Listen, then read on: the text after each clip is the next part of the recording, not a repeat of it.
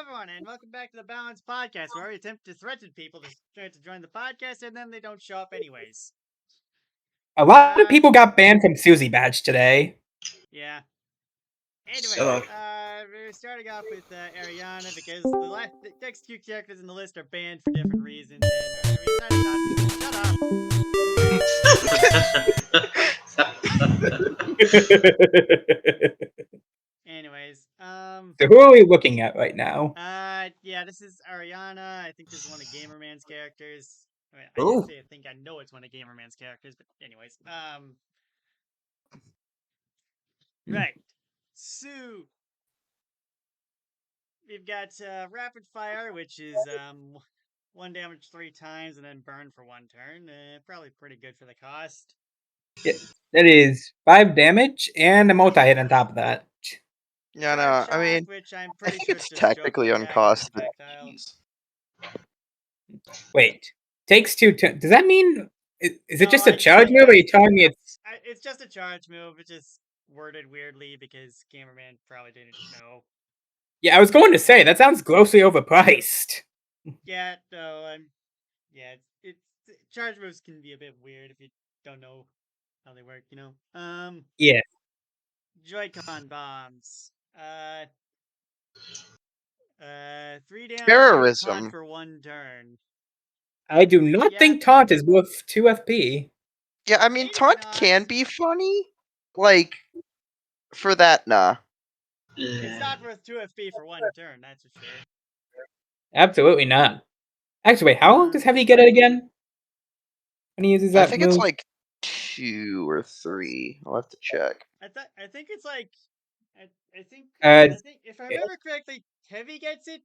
Like Heavy gets taunt for free, but like he gets taunt as well, so Yeah, I imagine it'd be like 1 FP in that case, and if the taunt reduces from the cost.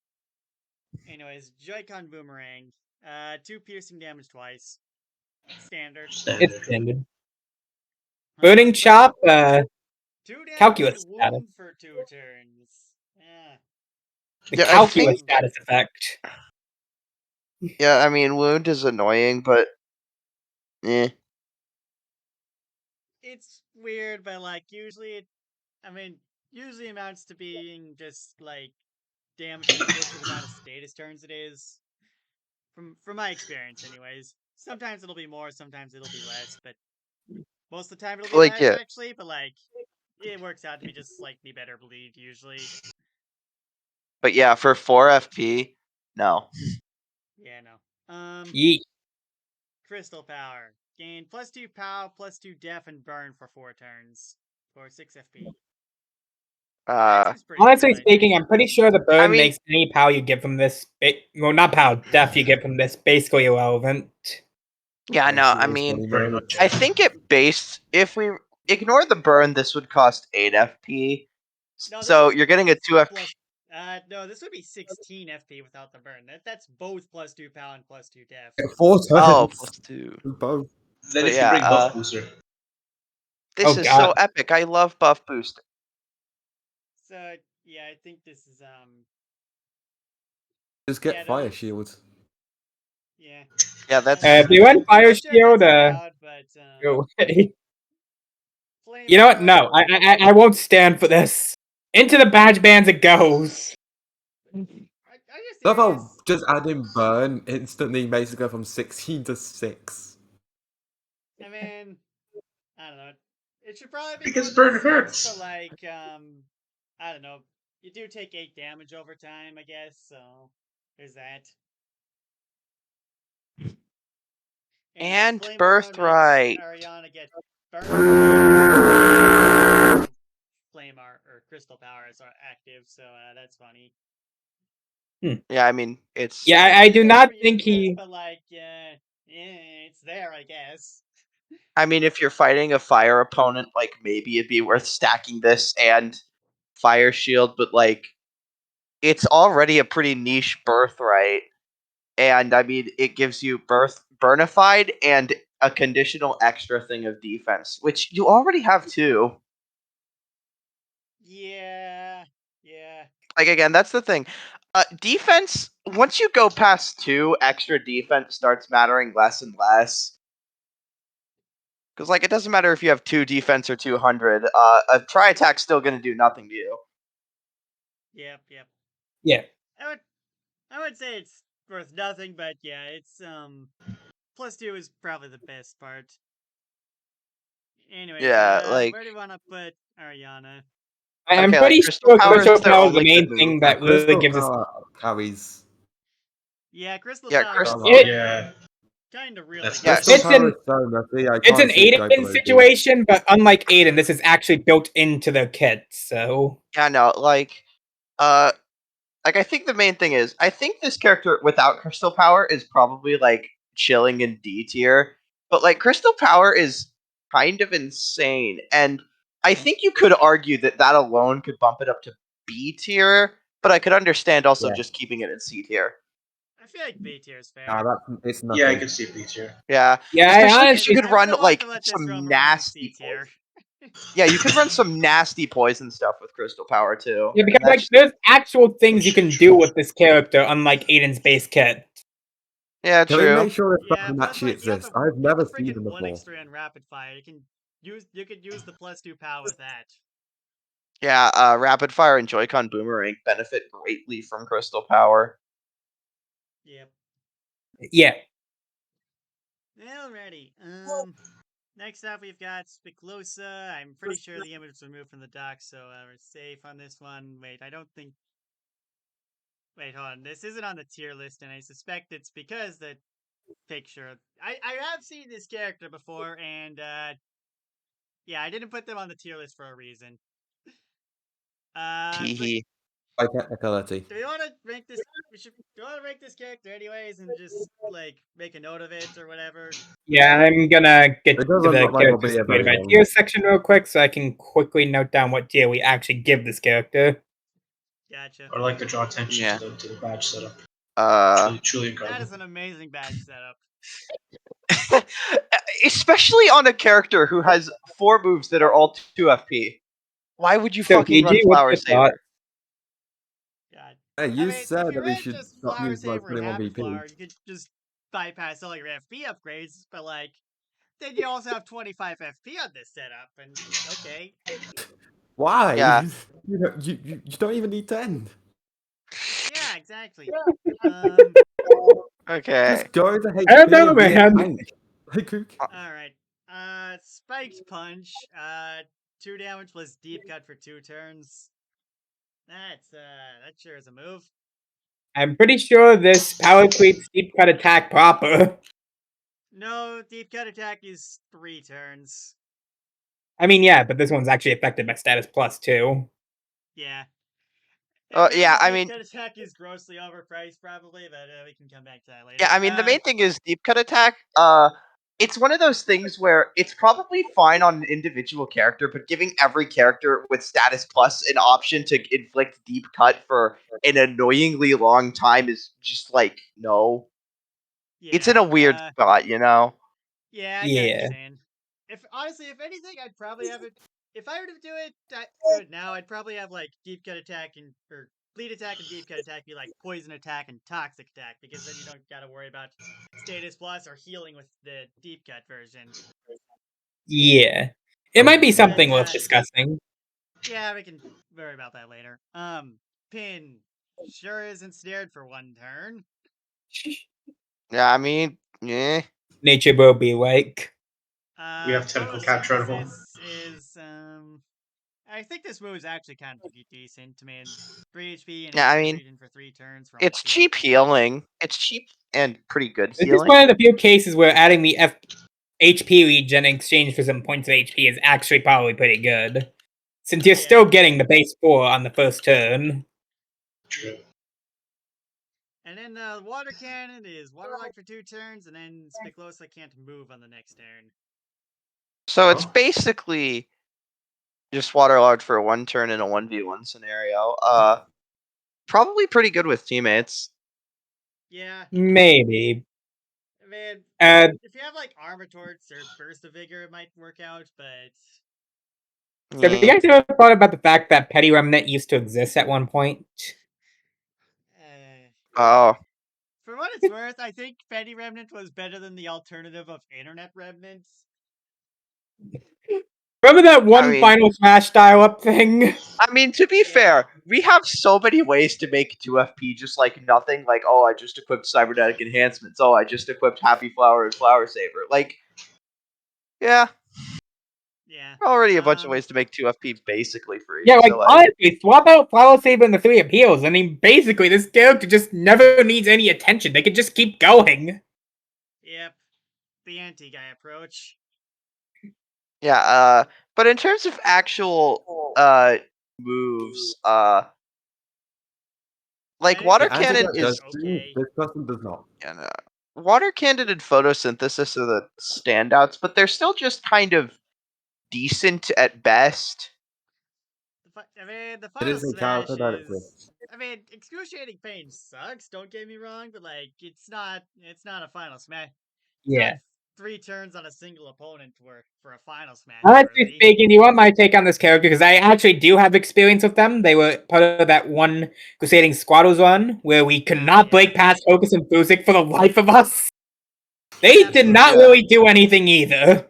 Yeah, they don't really have a way to inflict pressure, nor are they like a good support option other than their healing and maybe waterlogged, but there are already a bunch of characters who can inflict waterlogged. To give them some credit, they at least did more than Supernova that run, but like... Wait, hold on. I think this character is the one that introduced Excruciating Pain. Oh shit, a trendsetter. Golly. Yeah, I mean, you see, make that step down Dizzy and make an icon for this later. This would be the first one, I think. Oh damn. Yeah. We finally know the origin of the painful pill. Well, I got that at least. I do not think this character stacks paper. Yeah, D tier. A cheap moveset can work. It has worked before, but this character does not do it well. Like, yeah, their moves are cheap, but they also don't really do anything. Or just come with downsides that can really screw you over. Yeah. Next up we've got Shredding Willow. This okay.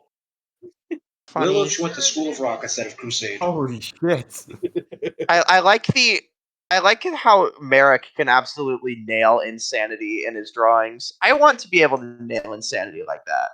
Yeah. Look at this Willow. They are insane. They are one mild inconvenience away from killing everyone in the room. Yeah. Incredible. Let's put them against Sleep Deprived Willow and see what happens.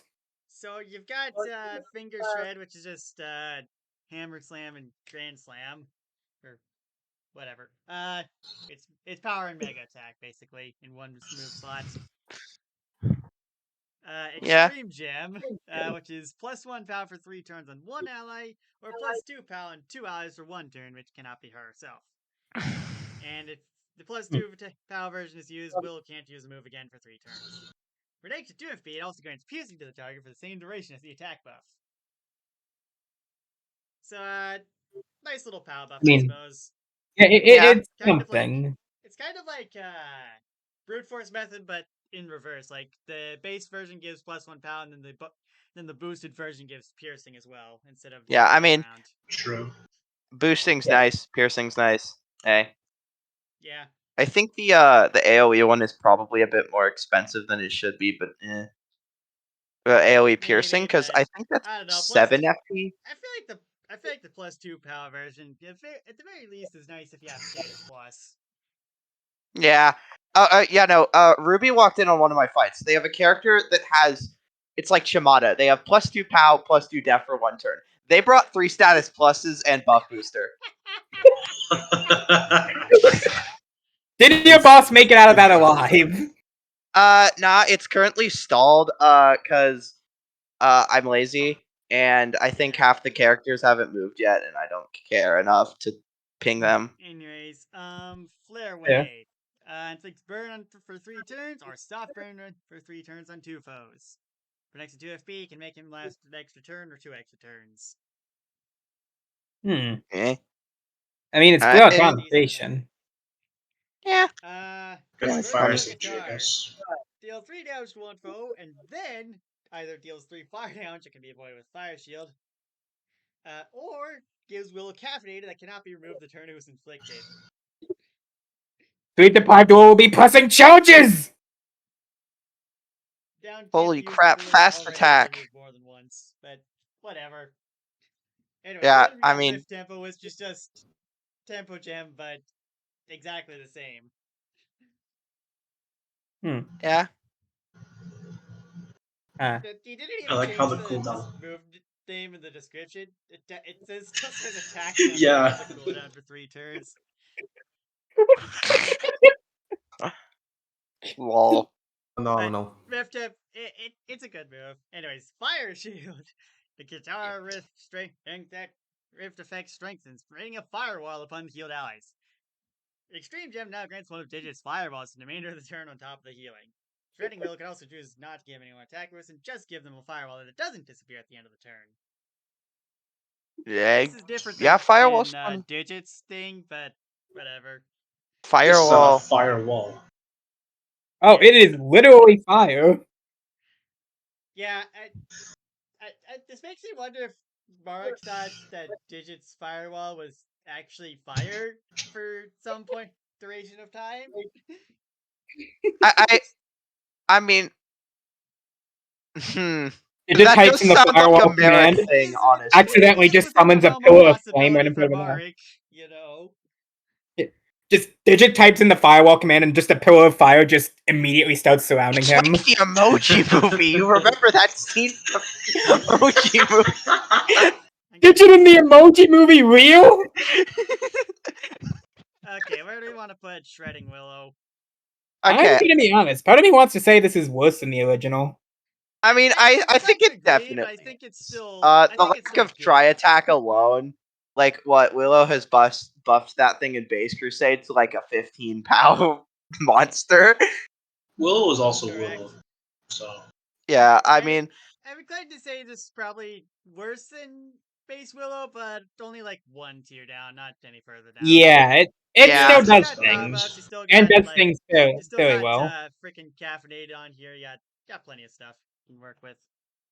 yeah. The focus on single strikes probably doesn't really synergize too well with what Willows are made to do, though. Yeah. Willows are made to Be a killo. menace. Anyways, next up we've got Beatrice. Oh, this character. Permanent I like speed on Yamagami. 1, but can only be hit by 1 hit each turn, nullifying the rest of hits until the turn ends. Oh boy. I mean, all So, things considered, Omnidown sucks, but you're getting a Holy Mantle, essentially. Actually, no, not Holy Mantle, Eye Flames. Eye Flames. Polaroid. Oh, Base, why didn't I think of that? Holy shit, Ghostergeist, my favorite. I gotta kill you. It deserved to be dead. Yeah. Please call it Book of that could be a Wisdom. Ghostergeist. Beatrice protects a special book. This move lets her know the move about to use it from all of her opponents. For additional 7 FP, she can throw the book with super priority and prevent the target from using the moves this turn. The move is then stored inside the Book of Wisdom, and Beatrice can use it for 6 FP, regardless of the move. Once she uses it, it's gone. The move has a 4-turn cooldown. So, funny future sight with, fuck you if you don't like the outcome. And then you can just throw the move at the opponent. Construction book will be real. Bear in mind that it has a flat 6 FP cost, so if Cheat Saber's thrown at someone, Yeah, I know. GG. I mean, the flat 6 FP cost could screw you over if you get hit with something weak, but I mean, if you get hit with like a boss move, trolled epically. I mean, all things considered, you don't have to throw the book if the move's weak. Yeah, exactly. Sure, it's got a long cooldown, but also just, you don't have, you can just not waste 16 FP on this and just, or 13 FP and then just hold on to it. Yeah. Anyways, menu. Beatrice summons a large torrent of dark energy in the sky. Using another rally spell, hits for 2x2 down and inflicts frostbite for 2 turns. fact that Yeah, using I mean- another allies lets you both do some funny things if an ally's been power spamming, and also it just the frostbite part negates the speed down, the ally power negates the power down they get. There's uses for Negates this. everything you do. It basically just negates passive. More or less. Contract drain. Life comes at cost. Beatrice can use this on ally to transfer up to 1 to 6 HP from them into 1 to 6 FP for herself. You can choose how much FP is drained. If the target has an elemental move, you may change Minia's element to the most prominent element. Frostbite also changes to fit that element. You know what I find funny about this move is that you can technically team kill with this. Oh boy! One day we should do a boss fight where we just take like 4 characters who are designed to like fuck each other over. I think it'd be funny. We would die to the boss, probably, but it would be extremely funny storytelling. The boss maker's just questioning what we're doing. I mean, honestly, I feel like Pit Pipe is perfect for that one, honestly. Yeah, no, then you also have the noise and Peppino in another fight, and Peppino gets pizza time. Anyways, Aqua This could Restoration. also enable danger shots on your allies too. I mean, to be Yeah, fair, fine. if you're going last, then that means actually, if you're going last, and you can still technically kill a player by just absorbing their energy, too much of their energy. Yeah, nah. The negative priority, I think, really could hurt Contractor Rain, because you could totally end up just accidentally killing an ally. I am guessing that's why there's no pale ban. Probably. Yeah. Anyways, Aqua Restorative. You got a 4 HP heal right off the bat, which is. But that's underpriced, I think. Corrupted on eye for 6 turns, but give them H region for 8. 8 HP heal. Well, I think. Oh wait, I think I know what this is 5B. This probably doesn't account for the efficiency down part of the passive. Anyways, heal a single target for 8 HP, and then restore 1 FP to everyone, inflict immune for 3 turns, and then restore 8 HP to 2 allies, including self. Some solid options here. Yeah. Yeah, this Seems last one to be a is pretty good, I think. I mean, it's Yeah. basically just better than this one right here. Psycho Drive on its way to completely throw out the balance of these moves. We love Cycle Drive for that reason specifically. Let's go. Psycho Drive is funny. I'm Yeah. glad it's a thing. Anyways, Cycle Drive is unfunny. I'm gonna kill you. No! Birth rate makes this move give F region to everyone affected by it for 2 turns, so funny. It's 3 FP.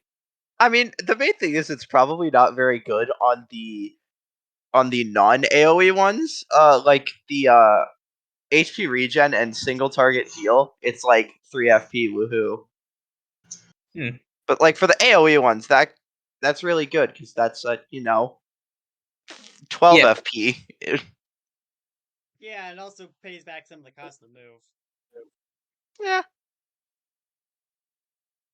Paying back cost of move is nice. Yep. Where do you want to put this character? Because, like, I feel like this mostly comes down to the passive, because this passive is wacky. Yeah, It no, is the passive. insane, and I can see niches for quite a few of these moves. Yeah, no. Like the passive is weird because it's like a horrible downside. Like it's kind of like V1 in a way. I think that's the closest comparison. So the question is, does their passive affect their gameplay as much as V1? Because V1's main strength is because they can just, I don't know, set up shields or dodges and kind of just ignore their passive. And I don't think Beatrice, by the nature of Omni Down being a much stronger downside, can do that as effectively. But on the other hand, only being able to hit once can completely screw over opponents. Yeah. Like, imagine this in a free-for-all. Yeah, I'm pretty sure Beatrice wins most free-for-alls because of that, honestly. No. Beatrice wins free. Beatrice, the only reason they would not win free-for-alls is because everyone would instantly target them. Like, I don't know, you have one person with like a 10 damage charge move, and then like, okay, you attack them, everyone else is gonna go beat each other up or something. The only real counter to this in a free for all is if someone bought a trait disable. Honestly, though. Yeah. Hold on. And even then, she has a move that inflicts immune. They could just slap that on them before you get to it. Well, Just I have mean, they have speed up negative for priority. making sure you actually get it in before them. I'll use quick attack. Like, yeah, I kind of want to say A tier because the passive is kind of insane, and a lot of their moves are also still pretty good. Yeah, the moves, especially the whatchamacallit. I agree, honestly. Yeah, Yeah. Aqua The Restorative Cosmic has some Wisdom pretty and then insane Aqua stuff, and Restorative. if you don't get screwed over by the opponent, Contract Drain probably has some genuinely insane applications. Yeah. Hmm. Yeah, I can agree with A tier on this one. Okay. All right, Right. next up we got one of mine. We got the Tentaswap The Fuzzy Dice. The Fuzzster. Looks may be deceiving, folks. These guys can and will turn you into a dice at all costs. Yes. That's how LK populates the city. Oh god. Ignore that these guys are in a totally different universe, but anyways, the first two moves are pretty standard. You got 1x2 and then invisible for 2 turns, or you can be 1 or 2 turns. Yeah. And then you got the dice, which I haven't updated this in a bit, so some stuff might need to add a couple things here, but you got the flowery die, which basically upgrades any FP related badge that's not from the unlockable sheets. Which can Seems to be. Which could lead to some funny things. But you need to have open BP for this to work, which they have ways to manipulate BP. You can totally make that work, but you can get the blossoming power to get flower power, but not bad. For instance. I mean, actually, to be completely fair, there's an actual use for base flower power on these guys. Look at Snake Eyes again, and look at the FP costs. I mean, yeah, true. Just saying. Yeah. Originally, this didn't have the non-unlockable thing, but then I realized how many badges there already were on the base sheet that would be affected by this, and I decided, fuck that. FP plus niche, woohoo! Anyway, Starry Die is probably the most complicated one, and basically turns one of your badges into a summon. Oh, right! This used to work with Contract Omega. Yeah, I should probably delete that. But the exact stats what you'll get may vary, but generally you're gonna get something. Generally, the higher the cost badge, the better it'll be. Also, a Boomerang Blade. Particularly, attack badges tend to be good, but also I think Boomerang Blade used to exist and be a 3BP badge that was a tri-attack, and that would not have gone well with this cost X2 POW. There's no escape from it. I mean, tri-attack's already kind of insane with that, because that's like. I mean, while true, tri-attack is a stacked badge and therefore is not quite applicable for this. You can only get tri-attack. Okay. The casual 9 FP, 9 HP, 6 POW summon with a tri-attack. Yeah, honestly, I should probably just put like a BP limit on this rather than trying to ban specific badges, but whatever. Yeah. Anyways. Continuing on. Yeah. You got the experimental die, which can create a replica of any of your badges that won't cost any BP for depending on how much BP it costs. The exact cost depends on its FP cost, but after 5 turns, it explodes, dealing 5 fixed undodgeable damage to Fuzzy Dice. Admittedly, honestly, after having experimented with badge glowing, this probably isn't that great, considering, I mean, take Contractor Plus. You spend 9 FP to get +1 POW and +1 death for like 5 turns, which sounds fine, but then it explodes. Okay, but what if I want to use Contractor Omega with the experimental die? Yeah, like, I think... Well, then you die, Yeah. literally. But yeah, like this seems weird as a move. Yeah, it's a bit funky. You got the switch Yeah. die, which you get to reroll an item into another item that's worth 50 coins more or less, but the new item has to be a healing item. Hmm. It's fine enough, I think. You know, get some decent value out of it. Just Mhm. probably just work your way up the ladder to get like, I don't know. Life sprinkles, maybe. I don't think there's anything that's 350 coins, but like you can.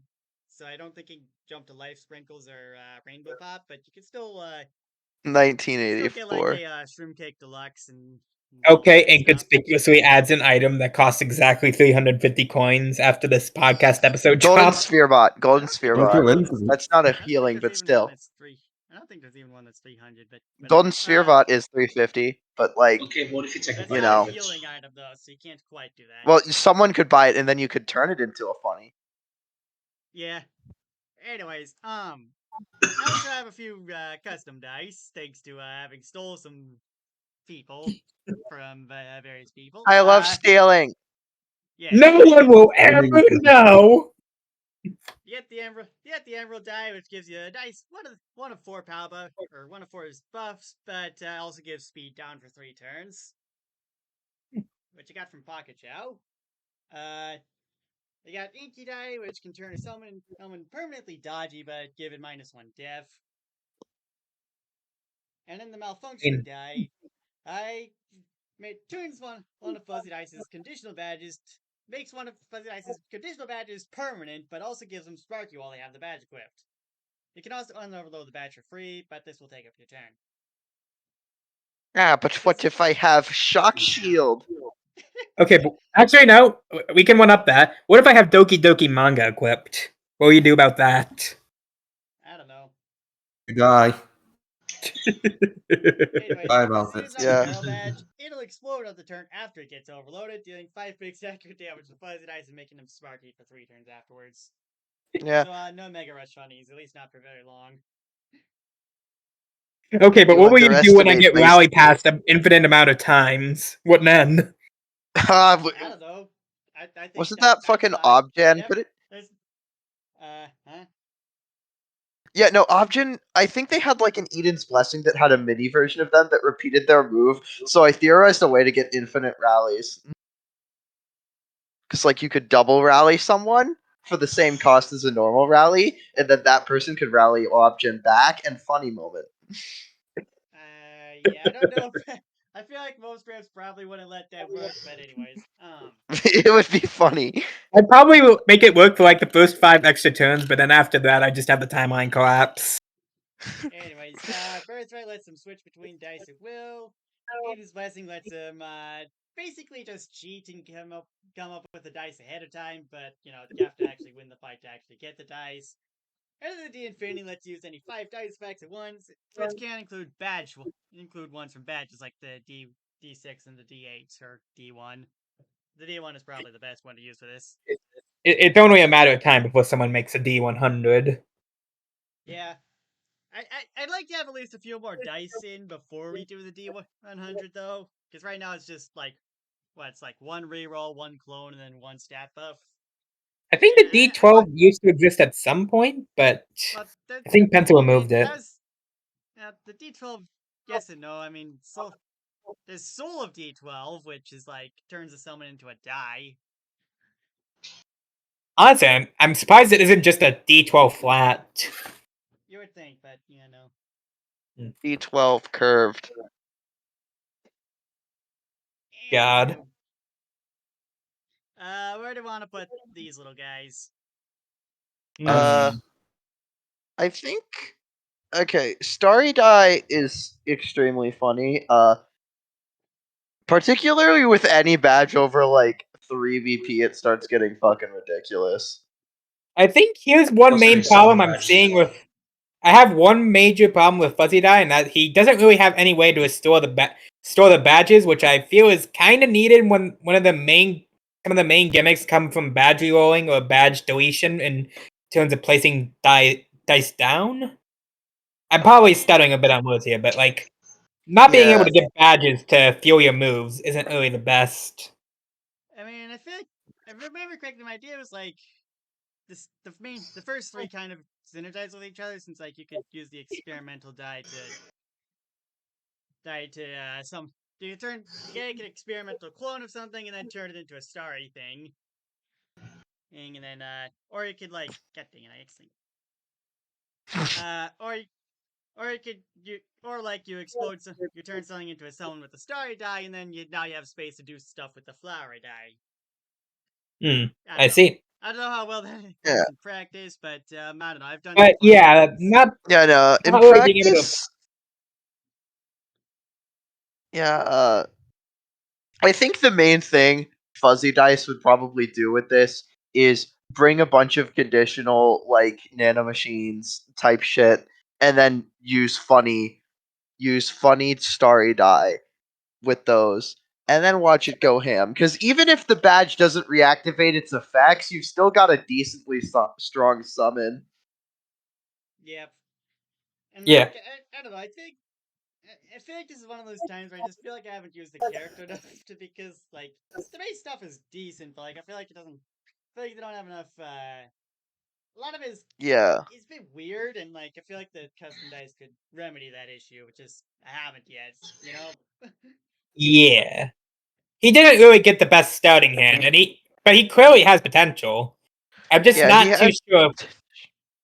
So I think this ends up. That they definitely thrive on those stuff like Lucky Star and Fortifier, where they like Yeah, like Yeah. they thrive on that, but I think outside of that, they don't really have much they can do, and I feel like that probably pushes them down into, I think, B tier. yeah, B2 Hmm. seems good. Yeah. Alright. They do funny stuff, but that stuff isn't always super useful. So what game are they trying to get everybody to be a part of, anyways? Yes. Uh, Anyways, you know the next up song we that's got- like "My life is like a video game." That was actually No, die. Anyways, next up we have A tier. I think this one's the Gamer Man character. Ike Yeah. Fire Emblem. Look at them. They're a Game character. They have a hat. Got, You don't know who they are.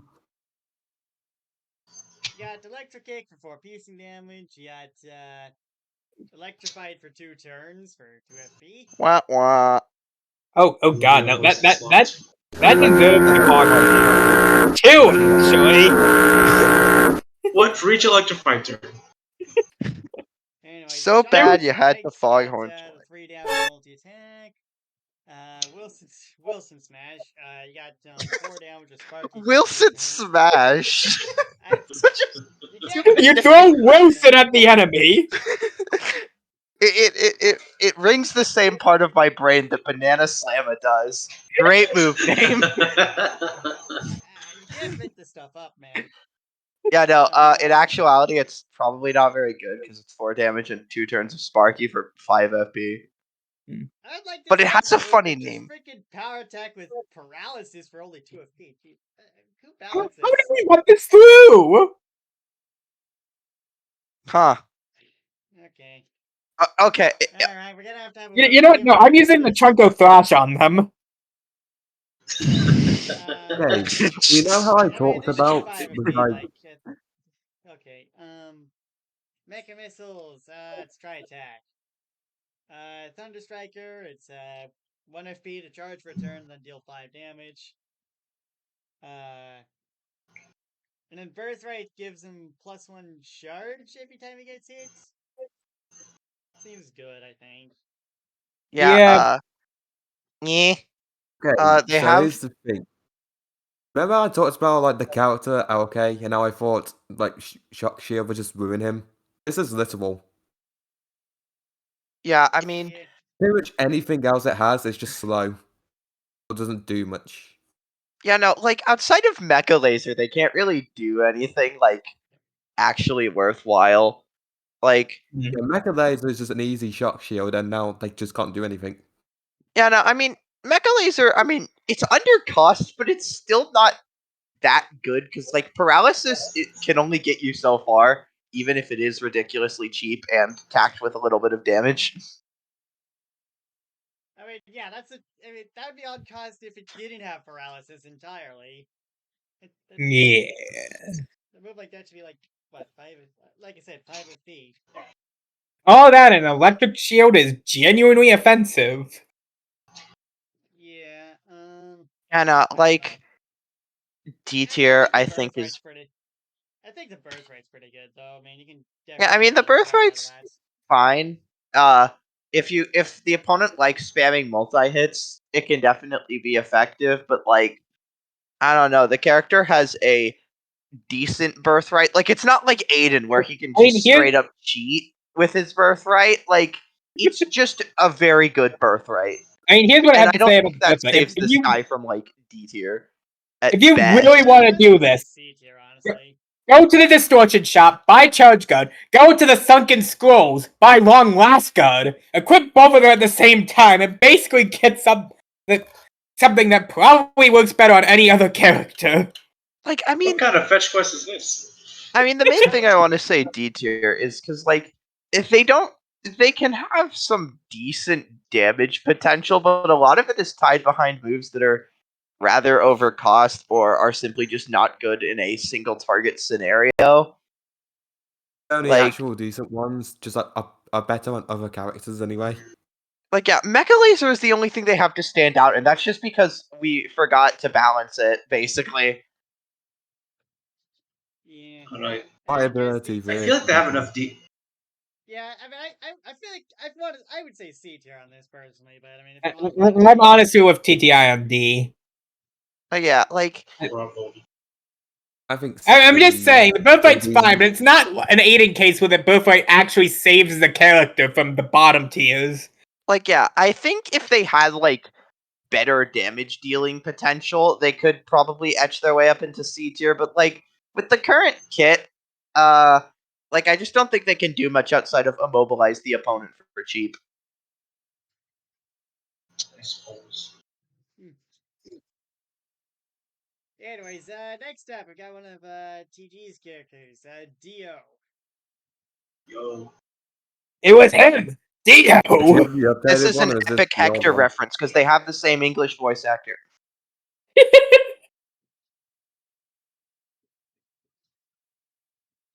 The new one. Alright. Yeah, it's a new one. Yeah.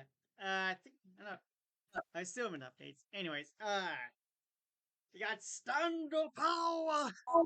You got okay. Basically, Dio summons a standard fight form, has +1 POW, but can't get defense or more than 5 HP. When a stand takes damage, Dio takes the same amount. Stand attack, the attack overkills, Dio takes all the damage.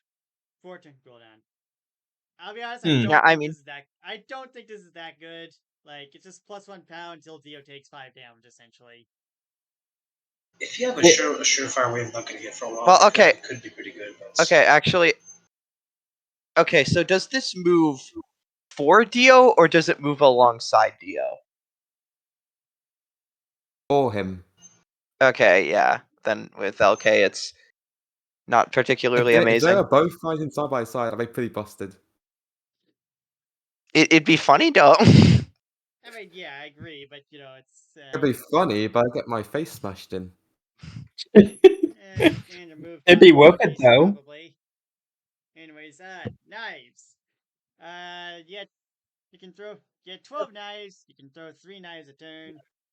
And each knife deals 3 damage and makes a person bleed for turn. Multiple knives are thrown at a person, the bleed stacks up. You can throw at different targets each time. So Does he ever? You got a What? really cheap 3 damage try attack essentially, but you can only do it so many times. Well, I mean, it's 8 FP, but it also does have the 3 turns of bleed, which is pretty good. Yeah. Yeah. Only having 4 uses kind of limits where you can bring this move out, though, so there's that. Anyways, Yeah, It's unlike the kitchen gun situation where you get the bullets over time. You actually just only get 12 knives. Restores 5 HP to Dio, deals 5 set damage to an ally. I mentioned this to TG. I don't think this move is very good. Like you're Not spending very FP good, but I like it. Yeah. Only It's one funny. FP cheaper, you get to kill an ally. Let's Yeah. go. I mean, This is Dio's spot, like, dead outs. Talk about Yeah. value! Anyways, yeah, Muda. King Dice kills his opponents all the time. True. Not as a How player, high his s- allies. Yeah, no, King Dice has never won a fight ever. It's all government propaganda. It's all CGI. You can see it. You can see the green screen. Anyways, Made it in Blender. Dio gets ready to counter an opponent's attack for the turn. If done successfully, the opponent's attack is cancelled and they take 5 damage. If failed, Dio loses all 6 FP and gets nothing out of it. It can only activate once per turn, 3-turn cooldown. Yeah, counter This is funny. Funny. This is a good counter, I think. Yeah, Yeah. I mean, Pretty fire good damage if is you can nice. It's not a Psycho Mantis thing where you could just learn what they do. You just if No, you use feel your it's brain. coming, just set it up, and if the opponent does anything, just shut him up. Your next Yeah. line is kill yourself. The signal. Anyways, you got power attack, then dual attack, which Yeah, pretty nah. good combo. It's 8 damage Yeah. for 8 FP. Not much to complain about here. Yeah. Blood drink. If If he Dio, has a status related to blood, he can drink it, removing the status. It heals 2 HP times the amount of turns it has left. Niche but funny. Yeah. All things Probably not not very considered, good, is but considering it's Dio has more hilarious. than 4 moves, but like it's nice when it does work. yeah. Yeah. But hey, more options is funny. Yeah. Vampire Eyes. 4 piercing damage, and if there's a shield in the way, he can tag both the shield and the user for 8 FP. Yeah. It works. Birthright. Mhm. Sustain can move the turn it comes out, and is invincible on the turn it comes out. Yeah. Nice. Yeah, It's a summon strike, I think. basically. Oh, with added rainbow. And Bring then, it and summon strike for maximum striking. Zawardo! I'm gonna hurt my throat over this. Pause time for 5 turns. Allowing only him to move for those 5 turns. All statuses and badges that aren't Dios also pause. And then you can also Go on now, okay, try it. anyways, 2 damage. It's mandatory using 2 punches for the stance pound. The punches can also be on 1 person twice or 1 person on 2 people. God. I mean, hey, it's free. Finally, a use for flower power. Yeah. Let's Yeah, go. I mean, it does work with flower power. Me on my way to build my badge setup so I have 1 FP so I can use both flower and So, wilted. I'll be honest, Dio is cool, but I don't think he's very good. I respect Yeah, the character.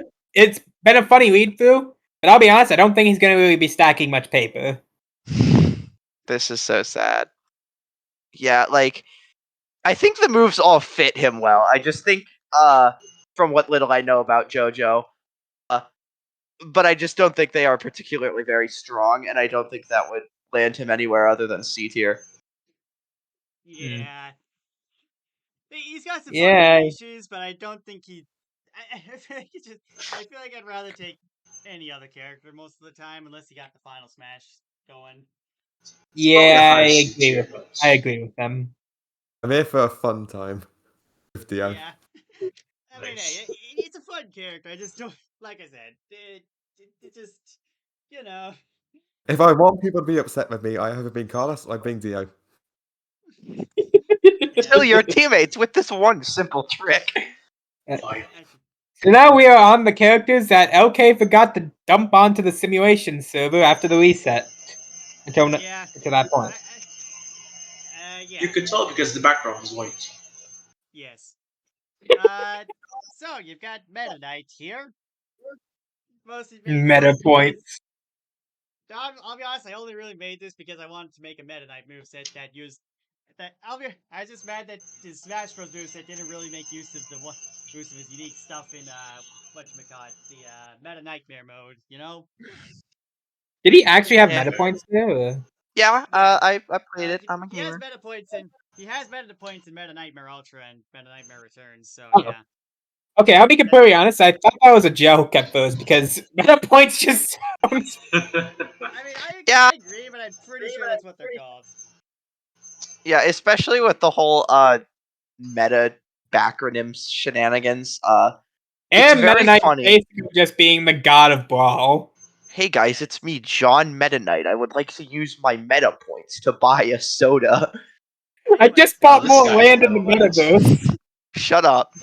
Block Tornado, which you can tell is made really early in the Sims lifespan because Staring Downs wasn't really a named term yet. Yeah, it's ground pound on 2 people, essentially. Which is great for saving meta points because you get 2 for each hit you land. Yeah, that's 16. Yeah. That's like already a third of the way there. Yep. I'm already Well, not that halfway. it does there. require there to be 2 opponents to actually get that full 16, but like Meta Knight, as you'll see, Meta Knight does tend to thrive when there's multiple opponents at once. Yeah, Anyways, that Dimensional cape. Cape. Hide your cape for a turn, then preventing yourself from being hit, and then return at the end of the turn, deal 4 piercing damage to a foe, giving Meta Knight 4 meta points. Eh, It Yeah. it's works. on cost. It's pretty expensive, but I Yeah, can't I complain think- too much. Is nice, you know, and the extra Yeah. damage helps too. I think generally composite moves that end up being more than 6 FP tend to be worse than just specializing in one, but hey, you know, it's on cost. Yeah. Yeah. Sky Knight Sword. Charge up for 2 FP, then spend 2 more FP to deal 3 damage to up to 4 foes. I believe that's how that works. Yeah, it's basically just. I don't know if I. It's basically just 4 FP for 3 damage AoE. It's fine. Yeah, I Maybe mean- 2 separate uses can at least make it be fun with Flower Saber or whatever, but yeah. I Yeah. mean, yeah, the 2 separate uses probably hurts this move more than it helps, because I think I'd Yeah. just rather have it I- more I expensive do- AoE on demand. I do want to point out, multi-attacking twice actually does more damage than Sky Knight's sword, which I find funny. Yeah. This hits up to 4 foes though. Clearly the biggest difference. Anyways, that's what I'm using Meta Knight for. Using Meta Knight for these meta skills. You got the get Meta Quick to get speed up for 3 turns, Heal, which restore HP on the spot, Night Call for a better Piranha Plant, and that can also use Mock Tornado. It's weaker, but it costs less SP. And then you get Ultimate Mock Tornado, which is an 8 damage AoE that can't be dodged, absorbed, or reflected. Oh, shit. Hehe.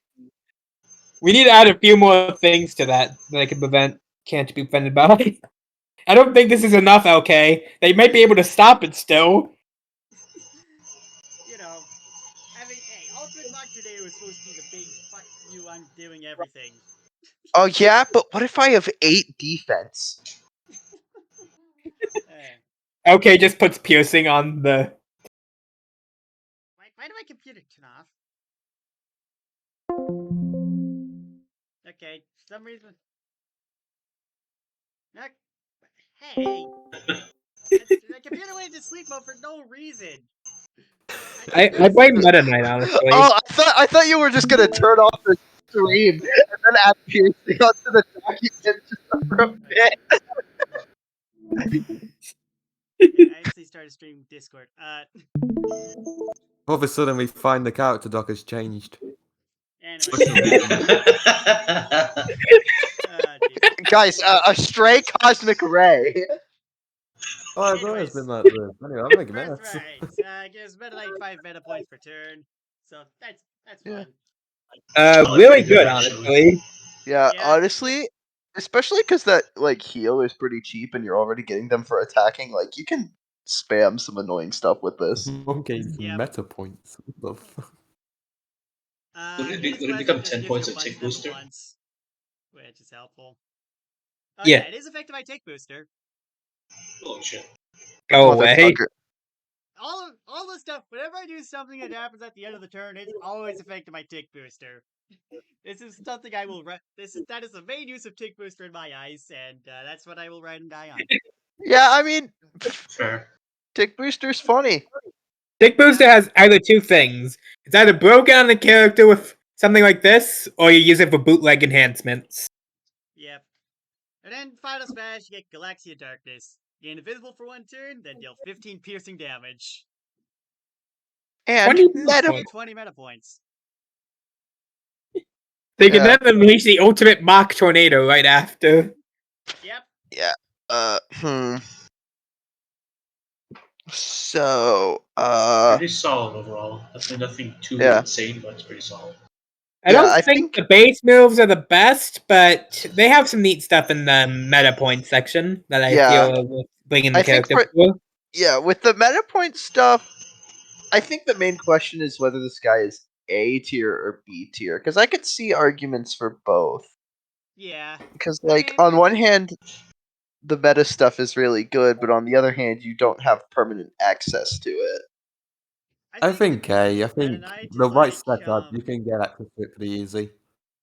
Yeah, I think the main thing with Meta Knight is that depends on the opponent. Because, like, if the opponent is, like, some bosses will have a lot of summons or, like, multiple targets at the very least, and others just kind of only have the one. And, how much mileage you get on a Meta Knight definitely varies a lot depending on that. It's Yeah. your opponent and your kind of playstyle. Yep. Yeah. They could definitely make Meta Knight work without it, but, like, he does work better with the opponent's summoning stuff. I think A. Yeah, I can see it. Hmm. Yeah. Probably a low A, but, like, A nonetheless. Sounds about right. He's like the Garchomp. Hey, There's moves. a lot of Where do ways they to have- be able to just survive. Zorlok is sneaking up into the top tier. Stop him! Get the rifle! God dang, I scrolled up while he's trying to move it, and for some reason it released a click or whatever, and now I don't know where Meta Knight is, so he's straight down there, I think. Meta Knight's went into hiding! Wherever he landed, that's where he was destined to be. Right, right, really. I gotta find Zorlok. Okay, I might actually figure out where Zorlok I'll get the is image of supposed the to tier go. list. He's I'm an pretty sure imposter. Zorlok was, like, in C tier somewhere. Oh, and I'm trying to find him. Actually, where the Tell me hell who are was they? after. Okay. Oh, yeah, they're in C tier by Poison Gas, Cloud Neo. Alright. By who? Before them. Wait, by who? Poison There you Gas go. Cloud Neo. Anyways. Next up on the list of characters I forgot to add until just this point here, Mini Yoshi. Real classic T2ID guy. You get all 7 of them enter the field at once.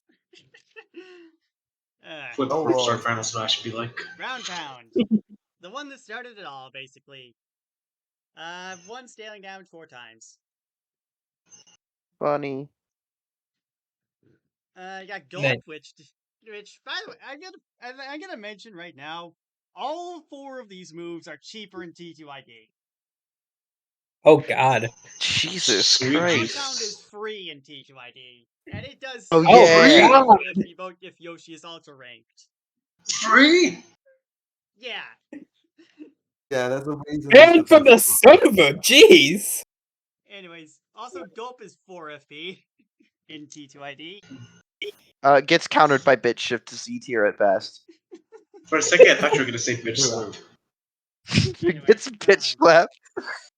Yeah, Gulp is 4 piercing damage to 2 foes. Funny. Mini Egg. I'm pretty sure this is 1x3 spread however want, and inflicts mini for 2 turns on each person if person hit. I will note that Well, like in this one is cheaper in T2ID. However, in T2ID you also can't control the target. Mini Yoshi just kind of throws them at random. he targets who he wants to Idiot. target. And Stampede. 1x6 scaling to all foes. For nice God. Jeez. That is a war crime. That is actually insane. So what does the Super Link do? Ground Pound now hits 5 times, and Gulp now deals 5 damage. I Just mean, hey. Yeah, Your pal is funny. I mean, hey, it's not much to complain about. Yeah. Eden's Blessing is just a honey shroom, but like 5 coins cheaper. You get the hot dog in Mini Yoshi's chapter in T2ID, and I couldn't really think of anything else that wasn't already a simulations item, so. Hot diggity dog. Anyways, Final Smash. You get Power Lift in chapter 3 in T2ID, so I figured, hey, let's go with this one. And plus 3 pound, plus 3 death for 3 turns. Okay, but Right? imagine this with buff booster. True. This character it's is probably pretty good with like FS meter. Dark Probably. magic. Yeah. this character has a very quaint presentation, but I feel like if you do it right, it can actually be really correct. Yeah, Mini like, Yoshi I mean- thrives on power buffs. yeah, every single one of their moves is a multi-hit. Ground Pound is like ridiculously cheap. Mini Egg can inflict a devastating status for a surprisingly long time, especially if you have multiple enemies to worry about. Stampede is just what the fuck? The delete the opposing team button. Yeah, To be basically. perfectly honest, I don't know how I got away with Stampede. You absolutely should not have gotten away with this. I think the main thing is we did not know how powerful staling damage was when this was first made. Yeah, I mean, honestly, it'd probably have Stampede be like 12 FP now. Yeah, like, yeah, because that's the thing. It took like a while from staling damage damage being introduced to people realizing how absolutely cracked staling damage can be. Yeah, it makes charge actually useful. Let that sink in. I will note that while Mini Yoshi does struggle with defense on most of his moves, Gulp kind of completely negates that downside for the most part. Just hit him with the with the piercing damage if you're stuck, you know. I do feel like the one notedness in the fact that Ground Pound is on a lot more characters now, at least affected somewhat in terms of ranking, though. Could be wrong on that, but Well, true, you still got Mini Egg and Stampede, which I'm pretty sure no other character has. They better not have Stampede for this cost, Jesus. LK looks into approval after the podcast episode's done to see an inconspicuous new character with Stampede. Hey guys, Slightly it's larger me, than Yoshi. Ginny Moshi, from Moshi Monsters. It's a double Yoshi Exploshi! But yeah, Anyways. Me too. I feel like this is a pretty solid B tier, just because, like, I feel like Yeah. the character does. Yeah, that's what I was but it thinking, does it honestly. does it very, very Yeah. well. Yeah, that's what I'm yeah, thinking. if the opponent does have good defenses, they can really only gulp, and gulp is pretty bad in a single target situation, and even in a multi-target situation, it struggles to deal with the main defense target. Yeah. Yeah. But I mean, hey, it's still nice. And Yeah. last up for these characters, and one I remade the doc for recently because it was ugly before, Kamek. Beast. He's angry. So yeah, got Magic Shot, which is a multi-attack that can become a spread attack if you charge it. Pretty standard. Funny. But then you Yeah. get to Magic Blocks, which this is where things get a little funny. Kamek summons 3 Magic Blocks, places them above the enemy's heads, and it'll just sit there. For 3 turns, the block shatters, revealing a minion inside, which drops on the foe's head before joining Kamek's side of the summon. Kamek can also choose to aim some of his magic bolts and shots at magic blocks, breaking them early. You can break this is a reference to the fact that you can break them with your base attack if you want to. Anyways, Nice. Kamek can place multiple blocks above the same foe, up to 3, but they don't all have to be on the same turn. There's a lot of stuff you can summon that does varying amounts of damage. Notable inclusions are the Bob-omb, which isn't actually a summon, it just deals 5 damage. And then They explode on you. which has permanent fast. And then the Piranha Plant, which is way better stats than basically all the other summons. Yeah. Some puny little guys. Like, really, I don't like. I think the main thing is outside of Bomb and Piranha Plant. Most of these are pretty because they take 3 turns to actually start doing stuff, or you have to waste an attack. While this is true, you place 3 of these guys at once. Yeah, like I think individually they're weak, but like you get 3 of them at once for 5 FP. It's kind of hard to judge at a glance, but yeah. Yeah. 3 weak summons, basically, so yeah. And we're not dead Yeah. yet. Resurrection. Gambit revives any minions that died within the last 3 turns. This costs 3 FP for minion and must do all of them once. If he doesn't have enough FP to revive that many once, too bad. If minions that get revived can't be revived again, except for Bone Goomba. Enemies can't attack or be attacked on the turn they're revived. This can revive Bob-Ombs and gives them their own unique stats, in which they basically work how they're doing Crusade. They explode on you. Yeah. That seems to be pretty good slap. This move does not work on summons that aren't from magic blocks because no, Me you're when I not can't reviving revive the Mega magic. for 3 FP. Me when I This is- revive Digit for 3 FP. Can I revive the Doom Shroom? Anyways, and then lastly you got Mega Magic. Gambit showers one of his summoned minions in rainbows, causing it to grow massively in size, as well as fully killing it and giving us some stat boosts. When he does so, he'll become silenced for 2 turns, with Pierce is feeling fine and immune. So yeah, you get a pretty cracked summon. Turn one of your pretty weak summons to the really strong one, but you also get disabled for a bit. While it goes Imagine if these were the summons you got from Fledgling. That'd be cool. I think I just made the fledgling summons. I don't think I made unique fledgling versions for any of these. What would he even go from for some of these? I don't know, man. You got Giant Goomba, which is just Hefty Goomba, but more.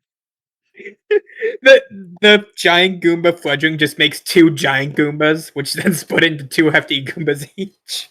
So the summons at base are kind of underwhelming, but then these are kind of like holy shit. These are Jesus. They need a bit of setup, but like, once you get them up, good luck to your opponents. Have fun. That is. Anyways, so you got the Super Spenia for Dizzy, Huge Fuzzy, which is just Fuzzy but with more stats. But like, when it's dealing 3 HP per turn, essentially, potentially more if you got power buffs or whatever. That's all it really needs. Yeah. Colossal Koopa, it's pretty tanky. That's all it's got. Mega Mole, better stats, and tax price per turn. They're You got attacks. the Unbreakable Bone Goomba, which admittedly this probably didn't age very well, but like 4 def and can't really pierce it very much. That's probably worth something. May. Yeah, Goombrad has priority. Naval Piranha just has really high stats. And then you get King Bob-omb if you go to the trouble of reviving a Bob-omb and then using Mega Magic on it before it explodes.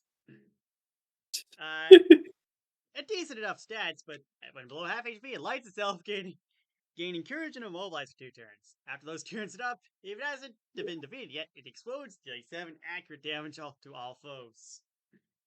The Fledgling for this is just that one bomb that was in Mugen that just insta-kills everything the moment it attacks. Yes. but what about the fledgling for that? The server dies. Birthright gives him clone magic. Basically, hiding spots. But Yeah, except hiding spots is annoying as fuck. yeah. Oh no! I will note though that unlike hiding spots, if you hit the real one, you do actually hurt Kamek, unlike with Spooky Cake. Yeah, I feel like it's worth mentioning that you can tell how old this character Yeah. is, given that the Birthright is a new move.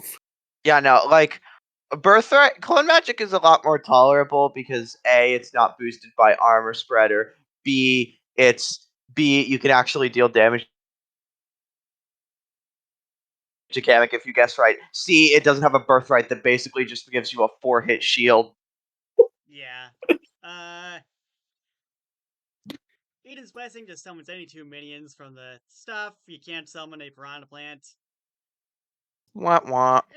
And the Final Smash gives you big bad baby Bowser, which it gave final boss from Yoshi's Island.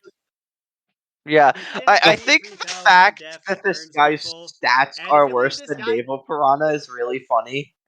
I mean, Besides yeah, the but death. this does burn the opponent, so Yeah, no, I mean it's definitely still good because you get it for the final smash instead of Piranha like Plant Supremacy. 5 turns of setup and like 14 FP. But still, the fact that Kamek has a summon stronger than this in the base moveset is really funny. Also, Are we going to ignore the insta-kill shaped alpha to do? If Baby Bowser is left unchecked for 3 turns, he'll make it to the playing field, instantly killing all of Kamek's foes. If his projectile will be knocked back, extending the timer by 1 turn, though. So all things considered, if you can reflect onto Baby Bowser, it's GG's. That's not how it works. Wait. Oh. Hold on. Oh wait. You mean reflect on Baby Bowser? Yeah, no, that's GG's. I mean, you could just kill him. I recall seeing the insta-kill happen once on Spellsby, but Hope did not allow it for understandable reasons. Understandable. I wouldn't allow it on boss either, but you know. Would you Well, allow I mean, it was Nature funny that they Bro? had them fight, the two fight each other, though. Yeah. New Okay, distortion event strategy. Kamek final smash. Anyways, where do they want Big to bad I Baby just Bowser remember and just then slowly smelling seeing things. Big Bad Baby Bowser approach them. Yeah, okay. They have a lot of good summons, but they also take hell of a lot of time to get them set up properly. Not to mention, Silence kind of screws them over a little bit, I imagine. Yeah, A little bit. I don't They were see too this overhead guy for that. outside of C tier. I feel because like I feel like that's too low. it This take. guy's just. I mean, it takes Come on, a this guy while summons for him 3 of to the. do. Well, true. This guy gets 3 of them at once. He can suck. I should remind you, he can break the magic blocks early with magic shots, and you can also just attack foes while he's doing that too. And then you can also Okay, but and if the summons die, you can revive them, and then when you've got a bunch of FP, which you probably shouldn't be too low on it, then you can just summon one of these big guys and let them go to town for a while. Yeah, I mean that's good, but it still takes him a while to get like actual pressure from the summons, and I think that's a big thing. Like again, yeah, sure. 3 summons is very nice, but it's 5 FP and 3 turns, and Not 3 turns if you spend the magic shot on it. well, yeah, but then the opponent will just be hitting you. Okay. Like, I mean, yeah, no, these are very good summons, I wouldn't really especially give if him you can B get tier, all the please. setup done. Like, I could see B tier. Okay, sweet. Like these, I mean, considering you only get like a Piranha Plant for 7 FP on its own, I feel like getting 3 of these guys for 5 FP is a pretty good deal, even if it takes a bit. Yeah. I mean, look at Hamalakria's like Hamalakria gets like 3 1-1-0 summons for what 8 FP. Well, There's yeah, like but those 3 are guys that are also better than that for 5 FP, and they do damage when they spawn. Yeah, fine. B tier. But I will be mildly angry about this for the near future. Keep your doors locked and your eyes I'll have you open. know, I beat the shit out of Anti-Ninja General Guy with this. But yeah, I don't pay attention to most boss fights because I'm stupid. Okay, but how will Kamek fare against Ultra Quacky Token? I think he could win. Anyways, Future Ed is up next. So yeah, you know, we have a few future characters. Anyways, got the futuristic laser, which deals 1 damage and inflicts soft burn, bleed, and poison for 2 turns. Okay, so what I find funny about this is that I'm pretty sure Soft Burn and Bleed cancel each other out. Shut up. No one cares about that one. No one cares about that interaction specifically because it's really annoying. The fire cauterizes the wound! Yeah, I cauterized your fucking mom last night. Anyways, Lucky Can Swing. Deals 1 damage twice and inflicts leech for 3 turns. If Led's Lucky Can is equipped, this also deals 2 fixed damage at the end. Incredible. The Yeah, Lucky bleed Can is- synergy is always nice to see. Yeah. Rewind time. Future Ed dives into the past, recalling the events prior. With his time machine, he bends the fabric of reality for a moment. Repeats everything that occurred last turn. Can only be used twice per match. Yeah, It's actually insane, holy shit. All Yeah, things considered, just have 3 Bowsers use Boggy Bonker, the next turn rewind time to make them do it again. yeah, rewind time. Especially if the opponent is locking themselves into a setup move. Epic trolling. Yeah. It ends up It's being funny. Time's up. All statuses inflicted on a target finish the turn countdown, releasing all effects at once. This can be done in anyone. 6 extra FP can be spent for every other person time's up is used on that turn. When used on self or an ally, this also grants +2 charge. Used on an opponent, this also grants -2 off guard. So, Oh god, yeah, imagine the synergy is quite obvious with the triple 1 damage per turn statuses. I'm seeing something nasty here. Imagine this with glitch cheat for a moment. Yeah. Oh god. Yeah, I mean, You know, pretty much. This is one of the more consistent options I use on Status Ailment, because he has a similar thing. So, Yeah, I mean, Time's Up is very good. And I just didn't realize that this was on an actual character that everyone could use. Yep, Future Ed. I kind of got the idea from this one. Understandable. thief, thief. Birthright. Thanks to the firm graphic assets on his power, Future Ed is much more capable than ever before. However, his memory is all the time jumping into a little foggy. As Future Ed reverted his stats back to the way they were but 3 turns ago, can only be used twice. Activating this Birthright takes a turn. So, what I've seen is you use use your 6 FP, your D moves, and your 10 FP moves, and then you just activate your Birthright and get all that FP back. I mean, all Yeah. things considered, this with badge windup and you just never die. Yeah. Oh, yeah. There's definitely some good synergy potential here. We can never escape fun, bro. Yeah, no, Birthright just basically just gives him like a whole bunch of FP. Yeah. Then Final Smash. Its superpowers have been faded for a long time, and they're possible to bring back. Those powers have been in the past and are impossible to get back. Unless someone went back to them by force.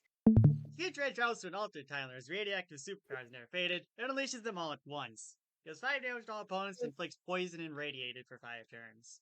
I don't know what radiated does. You neither? Uh, Alright, time to go on a scavenger hunt, boys. It's not even on the inverted status list. Oh golly. well, I guess we'll never know. Put in this It's up to the left to figure out what radiated does. Well, regardless of what it does, I think Future Ed is pretty solid. Yeah. Yeah, rewind time, the birthright, and times up alone, I feel give them quite a few things they can do. They have a good way of sustaining what they do too. Yeah. Okay, okay. Honestly, I mean, I found plus radiated. It's -1 death and poison, basically. Well, I mean, that's not the worst thing. I mean, that means this Final Smash Yeah. will add up like, what, 15 damage and then -1 death for 5 turns? That's not too bad. Yeah, no, especially on the character that has times up, it can be funny. Yeah. Yeah. A tier, probably? Yeah, I don't A think this is tier. quite as good as Original Ed, but this is still pretty good. Yeah, no, I mean, original Ed has the basically fucking whatever he Everything. wants move. Like, Yeah. this is going to be worse by default, but it's still very good. Yep. They have some absolutely disgusting synergies, honestly. Yeah. Absolutely. Next up, DNA, the original move copier. Dinner. Anything and everything, really. The copying hand. When this move is used on someone, DNA will approach them and basically place their hand on them, copying one of the moves of DNA's choice, which costs the same amount of FP as the move it tries to copy. If there is an empty slot in their special move pool, the copy move will replace the empty slot. If that slot has been already taken up by another copy move, replace that move with a new move. Ignores all status effects except ones that affect contact attacks that the other turns may have. Can be used on foes as well as allies, but cannot be used on already downed others. So, You know, it's kind of hard to determine the viability of this character when their only real move is the power attack. Yeah, not like, I think it's kind of hard to argue that this character is. This is weird. This feels like a Ditto situation, honestly, where Yeah. I mean, I don't feel like we should be throwing DNA in band. Like, Yeah, no, the like thing is, like, D-Day is going to be worse than their opponent by default just by merit of, the copying hand.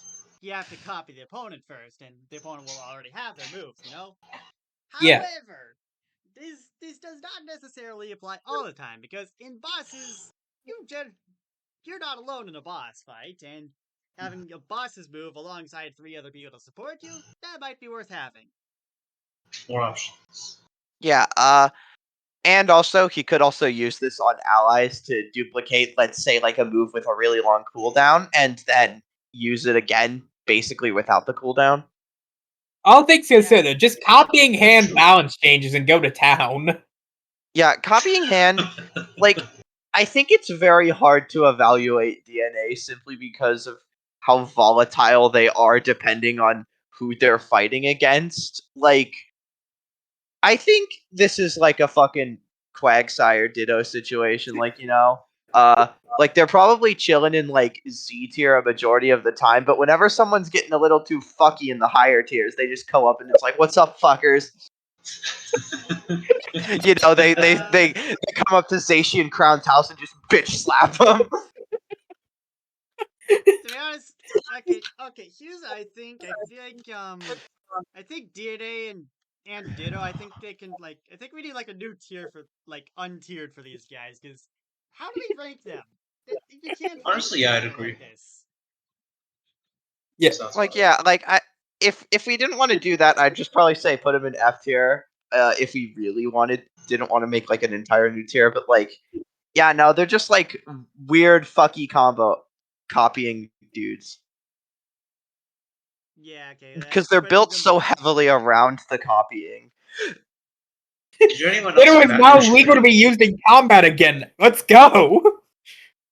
Yeah, I mean, how do you rank a character like this? Like you can't. That's the neat Is there, part. You don't.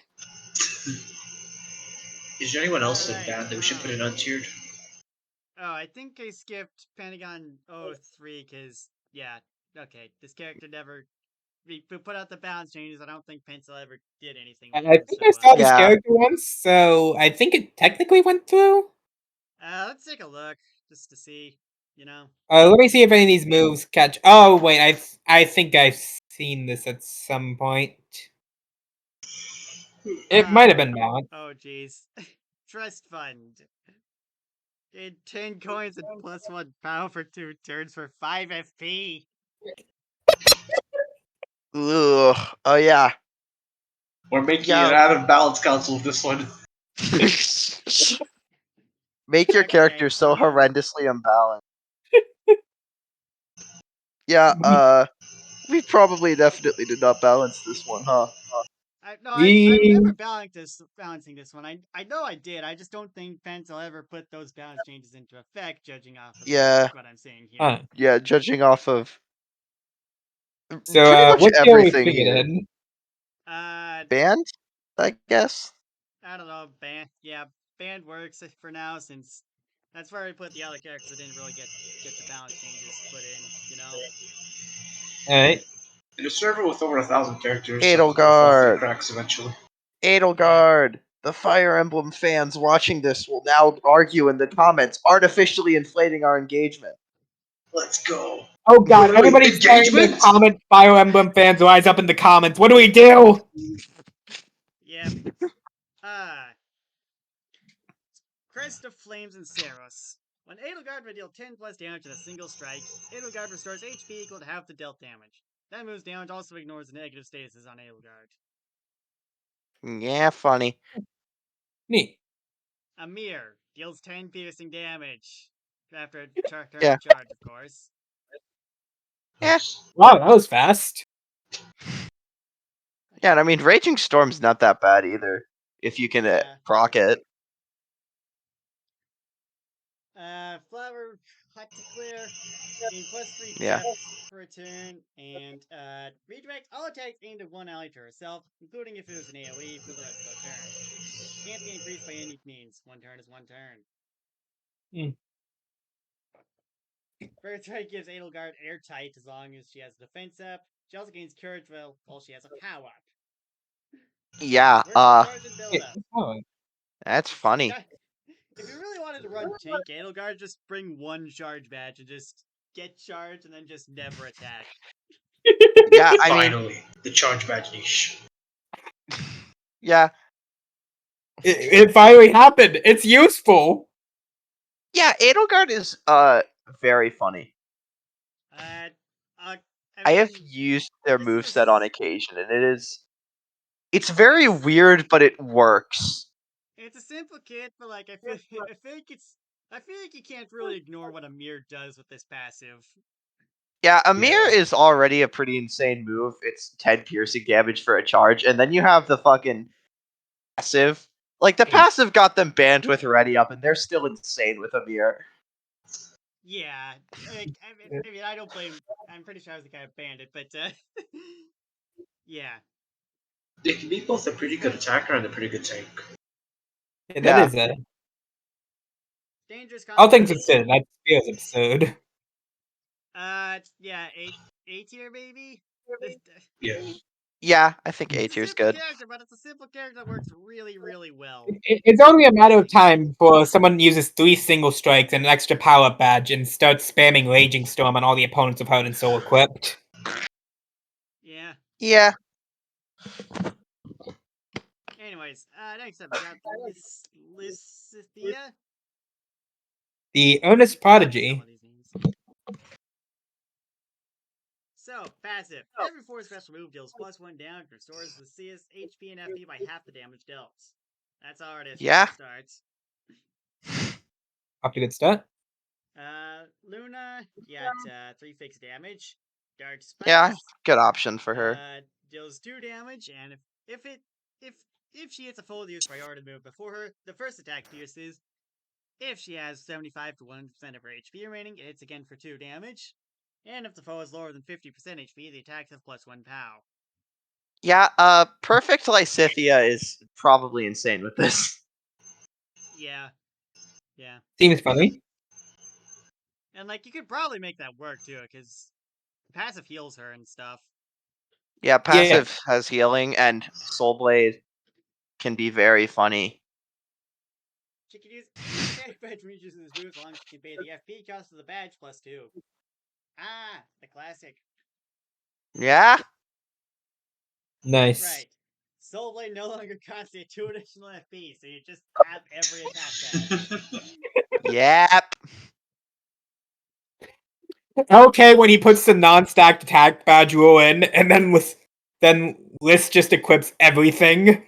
Yeah, I mean, Lysithea has, like, even just with only non-stacked attack badges, they've got some pretty insane shit. I mean, you still got fast attack in there, and fast attack and dual attack is already basically a tri-attack. Yeah, fast attack, sync attack could be really nice with Lysithea because she gets a lot of mileage out of POW boosts. Stuff like sap attack could also be really good because, you know, you want to be at high HP. Hey, this allows you to heal. I feel like it's also worth. Actually, wait, this counts as a special move. Never mind. I was just about to bring up attack charge for a moment, but Yeah, no, it counts as a special move, so you can't do too much shenanigans with it. You can still do a lot of shenanigans with it, but it would have been funny if it counted, though. Final Smash. Deals 18 damage, deals 6 recoil to Lysithea, and then inflicts -5 curse on the opponent. Wait, is that Assuming a they don't final just die smash away. with recoil? it's in character though. Cool. Anyways, yeah, this feels like Yeah. another strong one. I don't know how Yeah, I think- strong, but I feel like the access to every attack badge at once is already quite Yeah. good. Yeah, the All things access to considered, every attack badge That's at basically once. just a meta progressor. They meta progress every time someone adds an attack badge. Holy shit. You could probably fairly yeah, I easily think- set up to I drop think the they're at passive too. least A tier, and I think you could make a genuine Honestly, I feel argument like- for I S. feel like Birthright alone is already worth A tier just because of how many attack badges there are. Like, Yeah, every hero Birthright could basically want out just of gives- these. I imagine this character would have been a lot more insane if all of Caleb's badges were still on the attack badge section. I mean, yeah, like stuff like Mortar or whatever. All the niche stuff too, honestly.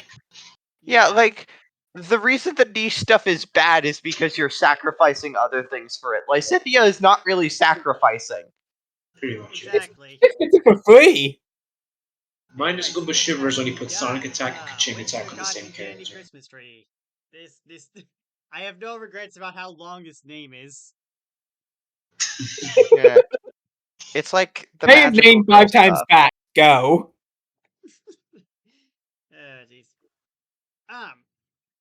So first off, you got Soft Serve, which I'm pretty sure. Actually, I think I made this moveset entirely to use the inversions of caramelized and fully caramelized. But Yeah. whatever. I remember Nice. you saying that.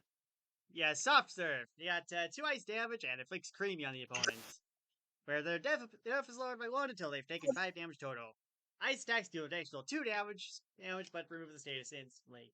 This damage Nice attacks on top try of the attack. -1 death from this stats Yeah. on top of the -1 death from Creamy, so have fun with that. Yeah. Yeah, I mean, hey, elemental changer. I mean, Cotton Candy's stuff is already ice-based, but yeah. Shut up. But yeah, I mean, You can also if just Cotton you can also Candy, use it as healing, but good luck with the brain freeze, I suppose. yeah, I mean, brain freeze isn't exactly a fun status. Anyways, The you perils got of having physical 2 ornaments, options in a which single are move. much more simple than the base Cotton Candy's moveset. But it's basically just it's just a cycle move here. These are items essentially, but basically they're both use items, but like you can only they only last in your inventory for 3 turns. So you can potentially use one of these 3 times, or any of these 3 times, but like you'd have to use all 3 of those turns and not do anything else during that time. I assume stuff like this is why fast items have been brought up a few times. Probably. I would imagine. I'm not sure if this works. Fast I'm not sure if items this is like works an for auto Creamy, but, like, reject. yeah. Yeah. But yeah, I think Lemon here is probably one of the big standout ones. That's 8 FP. Potentially. That's Well, 8 that's FP good. on a single use. If If you you have use it multiple times. item boost, so it could be 12 FP. How does I actually don't know if I can have these as items or not, but they do kind of work as items, so nah. Well, I'll figure out Yeah, the item specifics booster on that is later. item booster is a fucking munchkin badge. Yeah. Yeah. But yeah, there's some fun stuff in here. Next up, you Yeah. got the Ice Cream Trap, which inflicts Parfait on someone for 2 turns. It's just Rainbow, but ice-based attacks deal +2 damage, and replace this with Frozen. So, better hope they don't have ice attacks. the ice-based attacker just rushing into the battlefield from the corner. Yep. Pino with an ice attack. Bowser with Pino with elemental elemental changer changer. equipped. Yeah. Yeah, Say great so. Yep. Frosted Cookies. These ones don't restore HP like the regular versions do, but they give Sugar Rush for 3 turns instead of 2, and it's no more oatmeal raisin cookies to worry about. If target already has Sugar Rush, this replaces it with Mega Caffeinated. Oh, is it nice status? Yeah. Birthright. Creepy now takes 8 damage to remove, and won't be removed from the first uses of an ice stack if it didn't do enough. Parfait's time will be extended by 1 turn when it becomes frozen. This is mostly useful if you decide you want to be funny with Parfait and use the ice stack, use it on an opponent to freeze them. Nice. It's probably only useful in like 1v1 situations, but it's a little funny thing you can do if you want to. Yeah. Alright, let's look at the Eden's Blessing. Eden's Blessing gives you 4 more popsicles to choose from. Yeah, coins, 60 piercing, coins, piercing. status gear, and scatterline. Why does the Oreo inflict Scatterline? Because it's black and white, you dink. Yes. Ah, yes. Oreos are the key to breaking reality. To know. Exactly. Parfait Party is a 5 HP heal that gives everyone Parfait for 2. Gives all allies Parfait for 2 turns. Not much to complain about. I mean, Rainbow is good. Yeah. Probably don't really What? Master Soul, but like, you know, you could probably be funny with whatchamacallit, FS meter with this. Yeah. I think this Similarly- character ends up being weaker than the base form, primarily because Yeah. it seems like the tools are a bit more. It's hard to say, but Niche. Popsicle Ornament seems a bit worse than the base ornament gimmick as is. Yeah, a lot of the moves seem pretty niche. Like Creamy is like a pretty death down if you don't have like an ice try attack in the back, which like to be fair, you know, but like still. Like look at the base The attack. character's probably not super amazing. I think they work okay. Yeah, no, I think they're probably a They're probably like fine just like B tier. yeah, C tier. You said Yeah. yeah, that works. As it turns out, Fair being enough. ice affiliated makes you worse. Who would have thunk it? Like as I mentioned, I was gonna say A is probably like a tier below base cotton candy. Yeah. The ice Alright. characters will be eating one day. Next up, we have Bernadetta. Oh Funny. no. Character. Oh no. Funny. Passive. When Bernadetta uses a badge or special move on the 3 FP at base cost, it strikes an additional time with the added strike doing half damage. Oh Yeah, so no. Persecution Bow is basically a try attack with like one less damage, huh? Yeah. Wait. Hold on. It says under 3 FP at base cost. Which I mean, pretty sure that means it doesn't affect Persecution Bow. I've refed Ruby before, I'm pretty sure it does. Oh. Oh, okay, I'm sorry. I'm used to being at or I under get being it, the... but you know, I do know this character. I have riffed this character. Oh, okay, my bad. And like, Alright, let me verify. back to the oh no reactions. Let me just verify because I'm fairly confident I have seen this before. Yeah, Persecution Bow. Yeah, if I'm looking at it right now, let me just copy the message link so I can show you guys. Alright. Persecution to Rogue show you is just how solid, though. stupid this is. I mean, Oh god. Hee hee. Mr. Beast is dead. Granted, this was on the demonic power or distortion badge thing, but still. Anyway. Yikes. Isolated Desperation. Bernadette attacks once for 1 damage. However, for every 5 damage Bernadette is away from her max HP, or 10 for max MP, this hits an additional time. Power cap of 1. While in danger, inflicts self plus X divided by 2 for 2 turns that can't be increased. For X is the amount of Imagining isolated 4 Desperation. HP for a moment, and then you go down to danger, I got 5. That would be like... Hold on. So that'd be 10 hits if we're counting the absolute max HP you can have. And that would be like -5 defense. Jeez. Yeah. Of course, if you're not at like max level, you're probably going to be doing a bit worse, but it still can be insane. And it's only 2 FP, I might mind you, so hey, guess what triggers here? True. Wait, that's an extra turn of sauce plus 2. Yeah, Crest of Well, Index. Oh god. Since it rounds down, but yeah. Yeah, this isn't even the stupid shit. Let's look at the 4th special move. Comfort Zone. Oh no! Battle afflicted with abandoned allergic for 4 turns. Bernadette cleanses all of the stasis on her before using it. However, Bernadette is given dangerous while under the effects of Comfort Zone. I know I reffed this character because Bernadette had his wording did not used to be dangerous. It was only after I told Ruby about that status where it changed. Because as dangerous, for those of you who are unaware, makes it so that you are permanently considered to be in danger. And down prompt the class of 2 I will point out the character getting abandoned as well alongside this. And if you had this behind Juggy, there's no way you're winning that fight. Yeah. Abandoned is very funny. Like, I think it's intended to be a downside here, because then they can't get healing, and, like, they can't get buffed by their allies, but like it still does have very good advantages if you use it right. Like, you don't even need it. Just equip Yatagarasu's wing and 2 power pluses.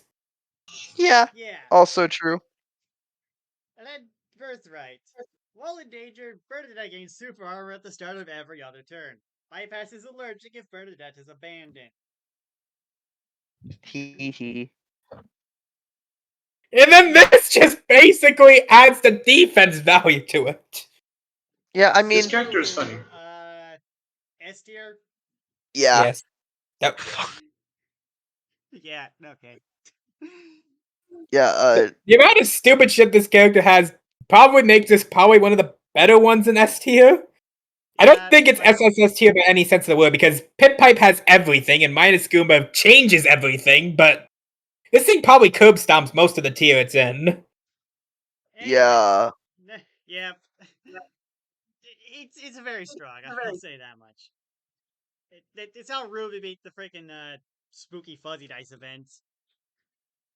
Anyways, next up we've got Soulbard. Good little mute mage. Quickly checking the date. It is not Sunday. We should be good to go. Cool. Party Cure. 6 HP heal. You can also have it be a 4 HP heal for the whole party. Not too shabby. Yeah. Soul Yeah. Cure. Yeah, Okay. 6 FP for a 4 HP AoE is pretty damn good. Yep. Mhm. You got for Soul Cure, you get a 3 FP to restore 5 FP. Spending 6 FP allows Soulbard to target 2 people instead of 1. Because Trunka was a bully, this move costs 1 less and restores 1 less on Sundays. He didn't have to add it. Yes. Anyways, Mhm. Restoration. Soulbard purges every negative status from his party, removing all of them. Alright, hey, Yeah. not much to complain about here. AoE status cure is nice. Yeah. If you get rid of the nasty AoE status move, there you go. Yeah. Well, I know a lot of bosses do like to do those AoE statuses. Or there is a And lot this of my good, bosses though. do, so yeah. Good stuff. Medical lecture. Grants courage for 3 turns. That's I still think courage might be just a little too cheap, but whatever. It's good status. I mean, it works at the cost it is, I think, since it's basically just tired, but actually, no. It's the same damage having as tired. I feel like tired might be too cheap too, but we can come back to this Yeah, I mean, later. yeah, tired Anyways. can get kind of correct. Yeah. To opponents, Soulbard deliberately makes the lecture as boring as possible, working in every medical definition he can think of on the spot. This causes them to become tired for 3 turns. Because nobody has the time to listen to them all that. Literally, just I ain't reading all that. Yeah. Soulbard forces the opponent to listen to the Balance podcast. I want. Torture. Battle If diagnosis. If the opponent. Soulbard, with priority, Soulbard waits to observe an opponent's behavior, using his metal skills to best prepare himself for an ally for whatever comes away. If the opponent uses a contact or weapon attack, Soulbard applies some mint green to the opponent's target, applying mint D for 4 turns. If the opponent uses a projectile attack, Soulbard grants the opponent's target magical protection, granting bulletproof for 4 turns. Healing diag. If the opponent uses a healing move, Soulbard uses magic to secret parasite into their healing, inflicting paralysis on the opponent for 1 turn. Positive medical diagnosis. malpractice. If the opponent inflicts a positive status, Soulbard utilizes Tricky Magic to remove any stasis to move granted and inflict compromise on the opponent's target for 3 turns. Negative diagnosis. If the opponent inflicts a negative status, Soulbard tries a healthy bind to remove any stasis that will inflict it and grant the opponent's target immune for 3 turns. This cannot affect target opponents if they inflict themselves with a negative status, and will send use the next effect down. Miscellaneous diagnosis. If the opponent uses any other kind of move, Soulbard simply grants HP region to the opponent's target or himself, if the opponent target anyone else on their own side, for 6 turns. This is kinda a stupid move, huh? Yeah, it does a lot of stuff. A lot of options. Yeah, no, like the With priority, contact and might as well. projectile diagnoses are kind of bad because they're basically just defense up, but like only for a couple damage types. But like healing could get you some nice, well, healing. positive and negative statuses basically just fuck over the opponent for a while. And Misk is just like nice healing again. Yeah. Like, I think the biggest weakness is the fact that contact and projectile have priority, so they're gonna take precedence over the positive negative healing diagnoses and whatnot, and they are by far the weakest ones. Yeah, I have to agree with that. Yeah. Like if this was flat out defense up, it would be overcost. But these are defense up but worse because they only work on like a third of the moves. So it generally hinders the move, at least a little bit. So, Yeah. Ben's right on that note. The diagnosis does now inflict more stuff. The attack ones inflict -1 power for 2 turns. The healing one inflicts leech for 3 turns. Both status ones inflict compromise on the opponent, but only if the opponent didn't target themselves. And the miscellaneous diagnosis now also grants FP region for 5 turns. Yeah, I mean, it doesn't really save the attack diagnoses, and it doesn't do too much for the status diagnosis, particularly positive if they target themselves, but yeah, still good. Yeah. Yeah. Prescription. It's immune, but -1 depth for 3 turns. Hmm. Along with the station. That- I don't Yeah, think it's- that's too good, but it's respectable, I guess. Yeah. Ultimate Cure. Yeah. Restores. Do we have an restores- immune item? I don't think we do actually. I think Pencil was supposed to put one into the Death Wish, but he removed it in the downsizing. Yeah. Huh. That's I thought we surprising. already would have had one to compare against. Hmm. Because we kind of only have the tonic, a right? tasty tonic is 100 coins, so I would imagine it'd be at least somewhat expensive. Yeah.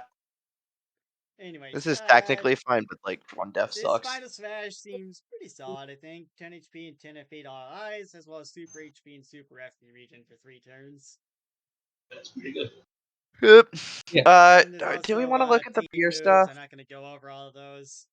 And you also Okay. got, and then you also got White Shield, which is a rainbow move. And then I don't think this one. I think these last ones are only for Project Beer, but Auto Cure seems kind of stupid, honestly. You know, the amount of effort Lucas put into the extra moves, I'm mainly a little help and friends. I'm surprised they're exclusive to Project Beer. Yeah, since they're Like, exclusive, He I don't jump hasn't made a on those, Pepino but, move. Fuck him. I feel like Soul Bard's probably still like A tier, you know? Yeah, Yeah. he is a very Still solid unlocked. healer. He has some weaknesses, but he also has some really good strengths to cover some of those. Yeah, Battle Diagnosis is a bit wacky, but like if you Oh, but he's ban also one not good legal effect from yet. it, He's illegal. Never mind. Okay, never mind, ban. Anyway, I don't know why. I honestly don't know why Lucas includes that on the sheet, considering how often it gets updated. But yeah, whatever. Yeah, and like they're in public. Okay, so I don't think this is another one that's not on here, but I think it's because Bevmo took ages to actually update the moveset. Oh yeah. Wait, hold on. What tier was Soul Bard again? I heard this one wasn't on the A tier. A tier. Okay, just making sure since you said they weren't on the list. So No, I think it's Zelda and No, Sheik, aren't they? No, Zelda and Sheik are the ones that aren't on the list. oh, okay, my bad. Because yeah, this is Bevmo. We built out the patch notes, and then Bevmo finally got around to it at some point. But yeah. Either way. Anyways, So let's see here. Nehru's Love / Nita's while playing Zelda, this move can become Nehru's Love. Nehru's Love, the magical spell that reflects any projectile directed at the user with +1 power. Playing Sheik, this counts Nita's 1. Which is a 1x6 scaling damage. It works. I mean they both have use. Din's Fire deals 4 piercing fire damage, and Burst Grenade, which is 3 damage multi-attack. I guess. Moving Throws down. Wind and Vanish. Dodge any attacks in turn is used, and reappear and attack an enemy for 5 damage on the next turn. Roar's Wind has a 1 turn cooldown. And with Sheik, he just deals 5 fire damage, and I assume that's invisible as well. I think it's dodgy. It's hard to tell. I mean, judging off the cost, I assume it's just Yeah, dodge. it's I probably assume it's just invisible. dodge everything. And then transform lets you switch between the two of them. I think Flora's Wind and Vanish are functionally identical. Nice. I think the only Hee hee. difference is from what I'm getting, Flora's Wind does the damage after you reappear, and then Vanish does it before, but it doesn't really make Actually, a difference. if I'm reading this, I think the second turn's dedicated to the 5 damage for Zelda, but I could be reading into it wrong. Because it says I to don't attack know. the enemy on the next turn. Yeah, I don't know. It's weird. It's weird. Anyways, Yeah. you could also get Phantom Summon for Zelda, and which I think the summary of the stats are down here, but and then Bouncing Fish for Sheik, which deals 4 damage, and at the first hit can X on the next turn she can deal 6 damage to a separate target for an extra 3 FP. Huh. Neat. Also Airborne and stuff. Final Smash gives Triforce of Wisdom, which deals 8 damage, but the opponent gets put into danger, it instantly kills them. Classic Yeah, so Heroes. it's Gotta basically appreciate the just a detail. 13 damage hit, all things considered. I think Sheikah Dances straight up does 20 damage. Hmm. Okay. That insta kills a lot of things, honestly. Yeah, Bevmo, they have a habit of like having final smashes that just do like a shit ton of damage. Just remember that Zode's final smash was every precept at once. I think. Well, I mean, okay, that's funny. He deserves it. Knight. 4 HP, 1 power, 2 def. Can use Royal Shield, gain one stack of Magnet Charge. Okay, it's just magnetize for 1 attack. I guess. Nah. But again, oh wait, 2 def. Never mind. They can potentially live that. Yeah, they can tank some stuff. I think the main thing is why is it magnet charge and not just like magnetize? It's weird. I don't know, man. Where do we want to rank? We rank these two separately. I feel like we rank these two separately. The main problem with that is that we only have one thing on the sheet, so I'd have to find a place to put. Oh wait, never mind. There is a convenient place to put it. All right, 1 second. True. Oh yeah. Give me a moment. I got this. Yeah, true. But yeah, Maybe reorder those two just to make sure. like Just have them next Hmm. to each Sorry, other. Petra. Your role as the 507th character has been revoked. Wait, I thought this. 1 second. Yeah. I had this formula put in here. I thought it would work. it didn't. Hee hee. Wacky. Yeah. I think it's probably because like I don't know. I just numbers. Probably. Maybe if I try. Hold on. Wait, this is still linked to that cell since and didn't really work. The reorder There we go. didn't work. Cool. Got it. All right. Okay, so I think we rank these individually. Where do we put each of them? Zelda's worse than Sheik, I think. Yeah, I think I mean, I yeah, think that's just Zelda's canon. definitely worse, but I'm not sure if Sheik is like better enough to get a tier bump. Yeah, I mean, 'Cause, yeah, they're very similar, and I think most notably, Phantom Summon can be kind of cracked if you use it right. While Bouncing Fish is just an AOE, which Sheik already has. Yeah. No, Like, Bouncing Fish is more like a fast attack, kind of. I think if anything, I would probably put them both in like C, maybe B tier. Yeah, I feel like they're both Sure. probably C tier. Like, yeah. Like, they've got some damage, but not like. I have quite a few characters around in this episode where they just don't. They're just not on the tier list because one reason or another. Yeah, Odd. funny moment. Yeah. I think that should settle the sheet on the ranked by tiers, but I'm gonna have to go and edit the number of characters everyone has in a moment. Anyways, continue forward. Petra. I believe this Okay, one's so that's the Zelda bleed character. synergy This is one. Petra. Another Yeah. passive. Another one of the passive. One of the target Yeah, takes damage from all the Three bleed, Houses deep characters cut, are passive. wound, etc. Petra restores Oh. HP equal to the amount they took. Yeah, This is how they beat Apocalypse. Yeah, that could potentially work really well with certain characters, I imagine. well, yeah, Yeah. no. Brigade Blade. 3 damage and bleed for 5 turns. Not much to say here. Yeah. Assassin's Vitals. This one's the funny one. Inflict accurate for 1 turn. Deal accurate 1 accurate damage. Inflict severed for 2 turns. The next hit you take gives you deep cut equal to the damage of the move. Goes away when you take more than 1 damage. Max of 5 turns. Yeah, Synergy should be obvious here. Yeah. funny. That could have potentially been a lot deadlier if it went for more than 5 turns, but even then, you're still getting 15 damage tops with that deep cut. Yeah. Yeah. Zoltan Puncture. Heartbreak for 3 turns. Your blood rated statuses hit their time response, but their effects still happen. This goes away when Heartbreak Yeah. dies. Oh, God. Assassin's Vitals and Zoltan Puncture synergize in an absolutely disgusting way.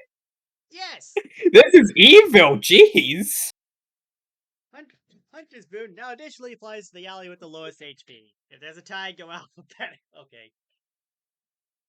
I mean, hey, you have to break a tie somehow. Yeah. I still Me, when I think have the letter it's Z in my name and I just never get the healing from the... Me when I Cyborg. rename my character to AAA. Yeah. Here's my new But character, yeah, Carlos. Funny. Yeah, this Petra character really is good. like, yeah. This is I think probably they're- the main character you're throwing into any bleed synergy team. Like, straight Yeah. up.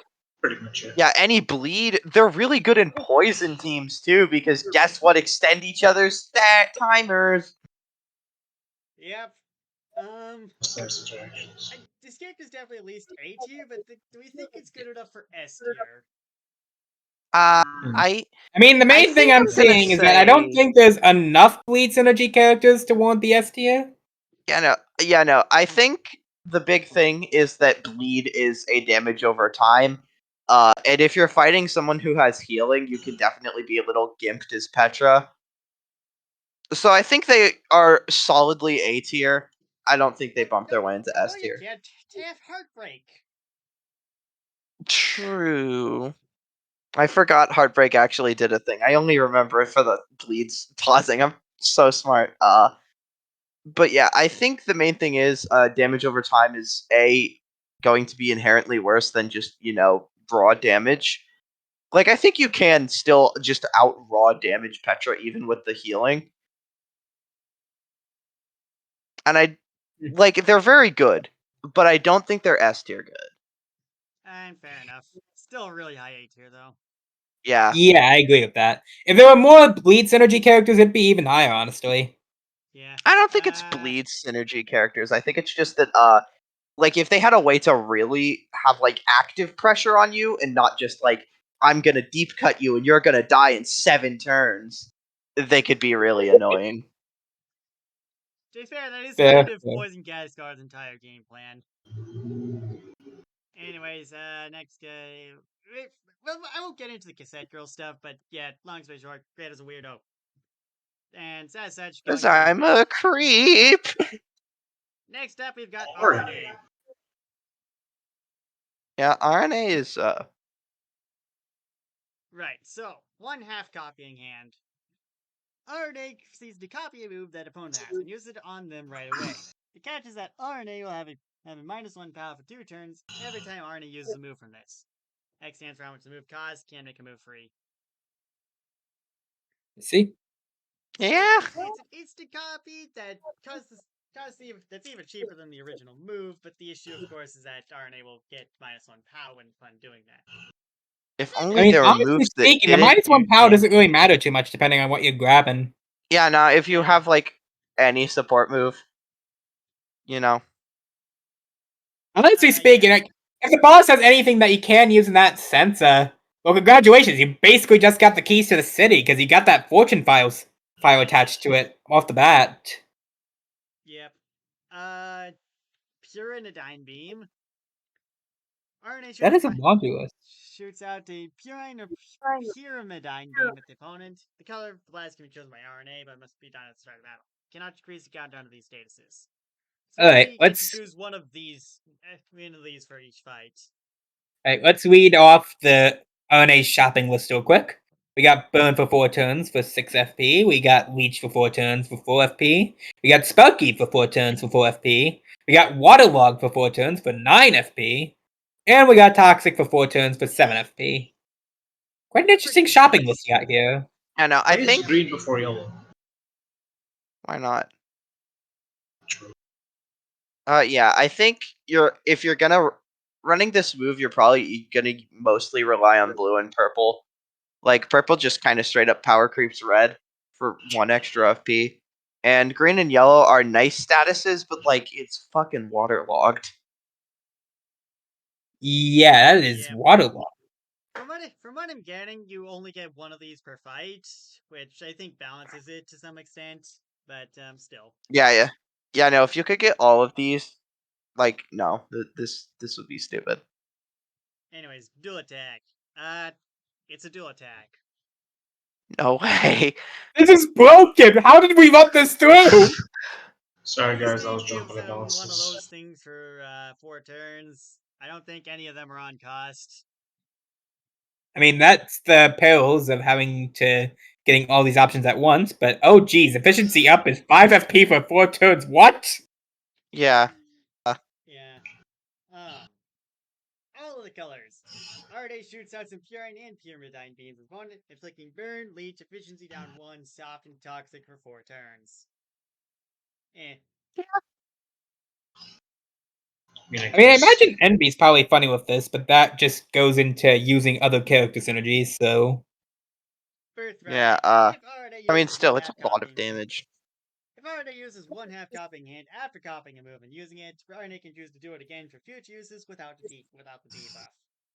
So basically, Hey, a way around that moves, downside. just don't give you the -1 power, which, yeah, kind of takes out the downside. Yeah, now you can actually start using it for attacking. Yep. So, I think half Everybody copying knows hand it. carries this character and makes it better than DNA. yeah, I think it's better than DNA just because I think just being able to instantly know you, the opponent, is better than just having to spend the turn copying it and then getting it. Yeah. But, Half copying hand has some absolutely disgusting applications if the opponent has like any good support moves. Yep. And like, Makes- plus it's makes you super wonder why it's heavy only the bonus half move copying too. hand. Makes you wonder why it's only a half a copying hand. Now you're gonna pretend you're doing. Presumably I'm not doing because work. if you look at RNA here, you got they split in half. Ah. Anyways, I want to say 8 here on this, but I'm not sure. I mean, here's the main thing I'm Looks seeing like with RNA. It's like, aside from the absurdity that is half copying hand, they don't really have much else. Boosting's Yes. overpriced. Dual attack is literally just dual attack, and Pyramidine Beam, while it has some funny options, that is not really going to do it too many favors. Yeah, the Yeah. copying hand is really, really solid move. The only reason you're using this character is half copying hand. I mean, that's fair. I can put it in B tier then, because, 8 in principle, I suppose. Yeah. You're so Alright. mean to me. Next up, we've got Wario Brothers LLP, or Wario Partners LLP, depending on who you ask. Yeah, I like this moveset. It's funny. Welcome to Wario World! Post the Wario, post the Waluigi burger incident or whatever it was.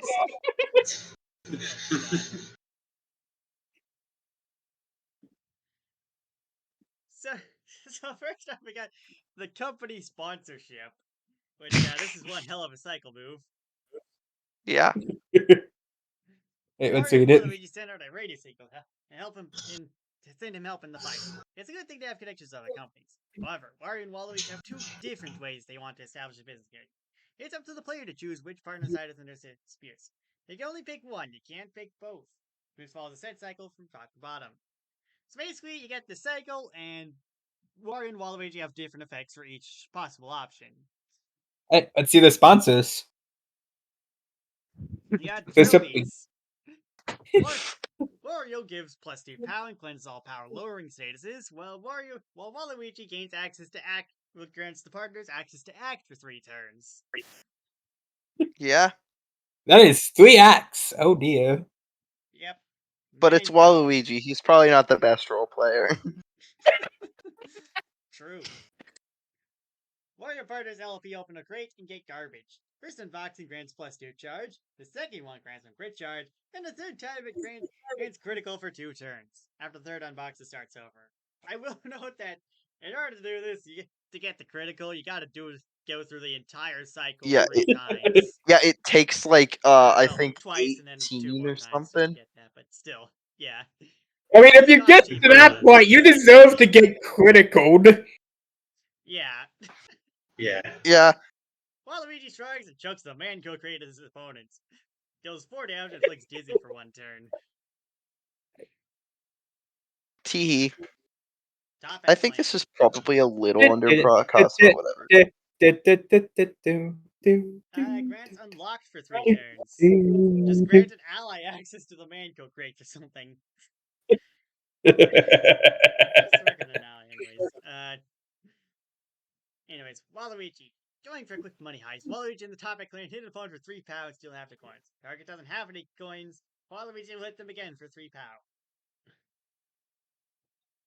Money. Yeah, this is 6 FP, so probably not worth it for the second effect, but hey, may as well have it there. No reason not to. Yeah. Hawkatate. Hawkatate Freight's delivery process is pretty subpar. I heard the delivery workers often crash their vehicles. Mario This eats all is the gold It coins happened he carries 3 and times, man. dragging Mario partners out into severe death. Kills Wario in 5 HP and grants him HP region for 3 turns, though. Makalov reference. With Waluigi, the spaceship crashes at the opponent, dealing 3 damage to all foes and inflicting frightened for 2 turns. This is the greatest plan. Yep. Kellogg's. After making a Kellogg's. Reese's Puffs kind of belongs to Wario now. At least the cereal industry is easy to conquer. Wario argues peanut butter is better than chocolate. This grants the Wario partners MLP 4 HP shield and inflicts slow for 2 turns, 1 contact. Waluigi thinks Wario is absolutely insane. Chocolate is severe that icky nut butter crap. Wario finds himself a pig +1 pound sugar rush for 2 turns.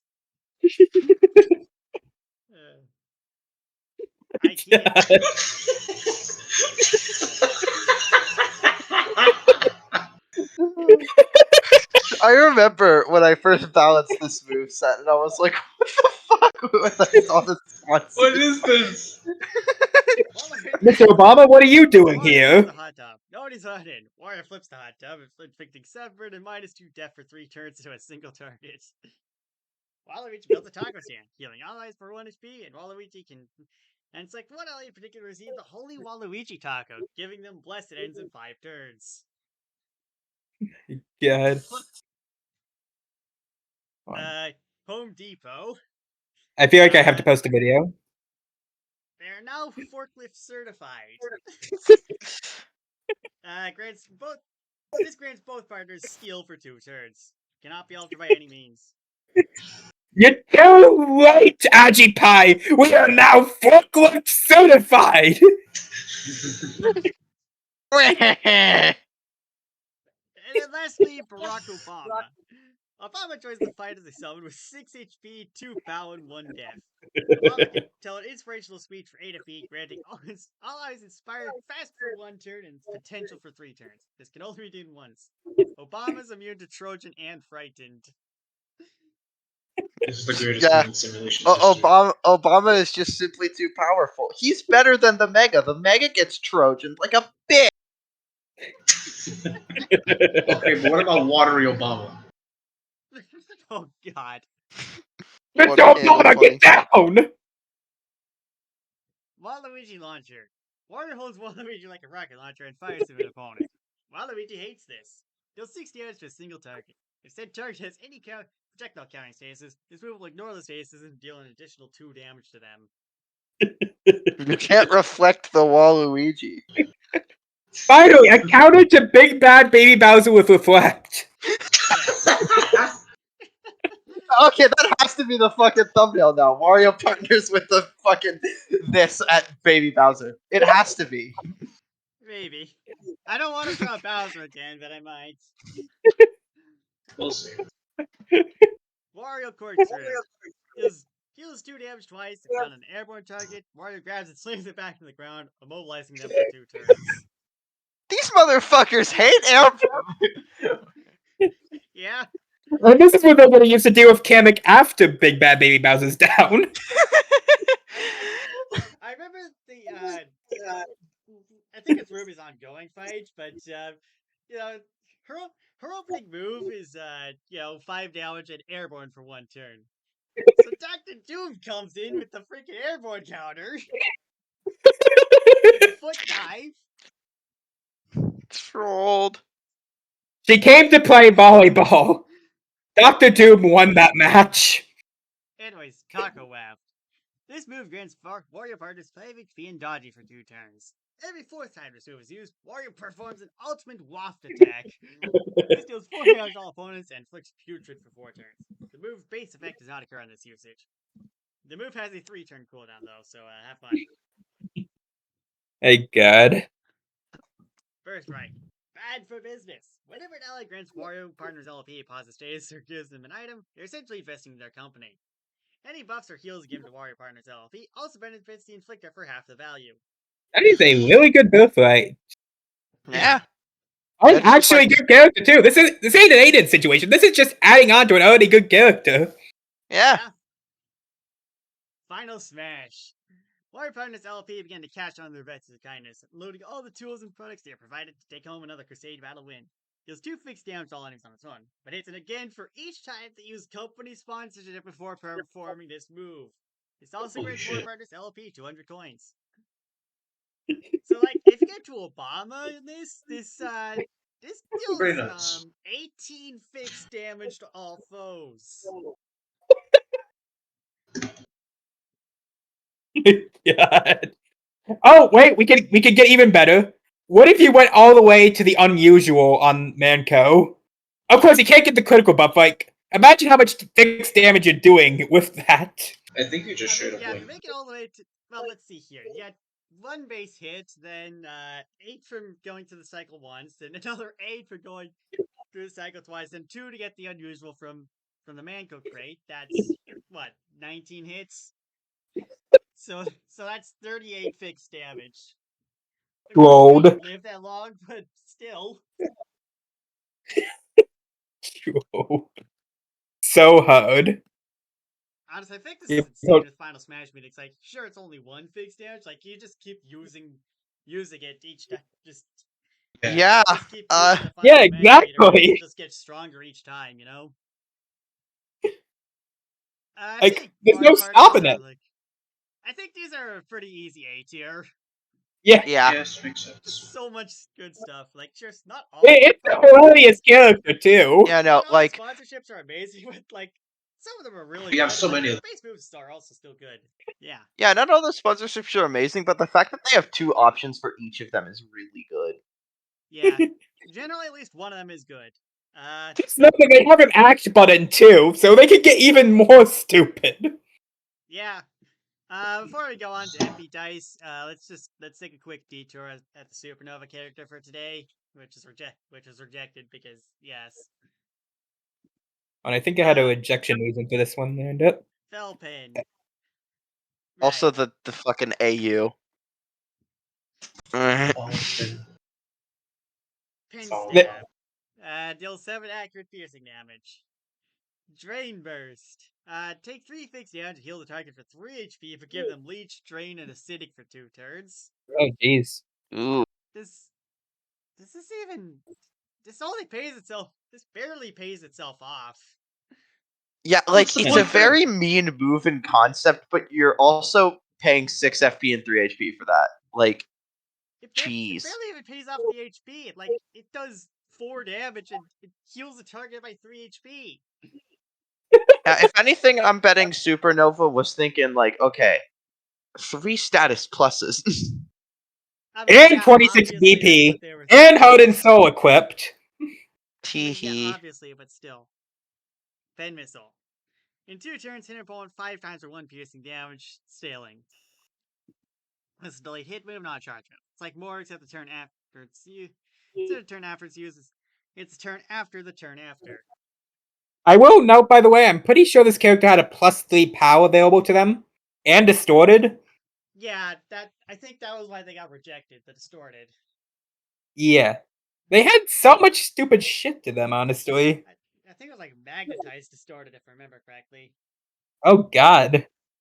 Actually, wait, let me Teehee. go look at the Remembering Felpun it balancing discussion. Admittedly, this character doesn't look very stupid right now, but like I'm sure they were at some point.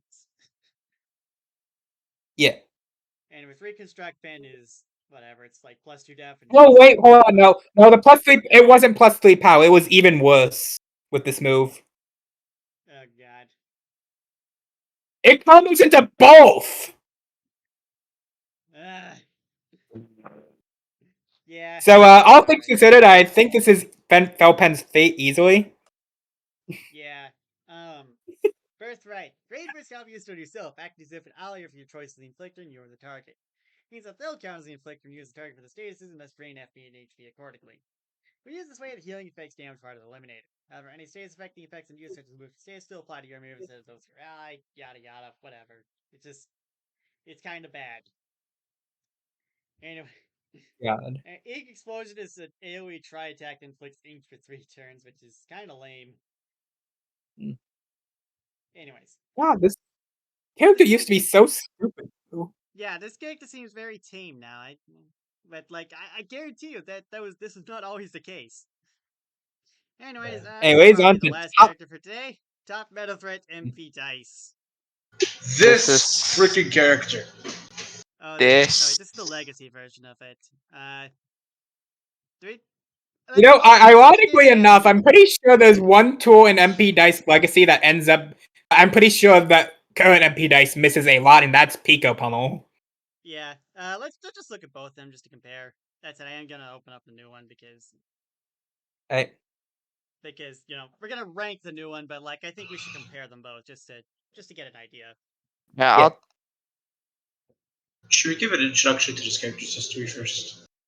I'll go Yeah, and sure, make replace that the fun. doc. Cool.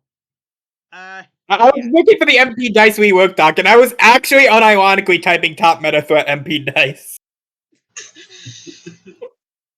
Yeah. So you see this passive here, Dice of Greed. For every point of damage MP Dice deals, he receives 10 coins. This seems fairly normal when you look at, you know, the BTX towers or Orange or whatever. You see, the problem is, those characters do not have access to the normal item shop.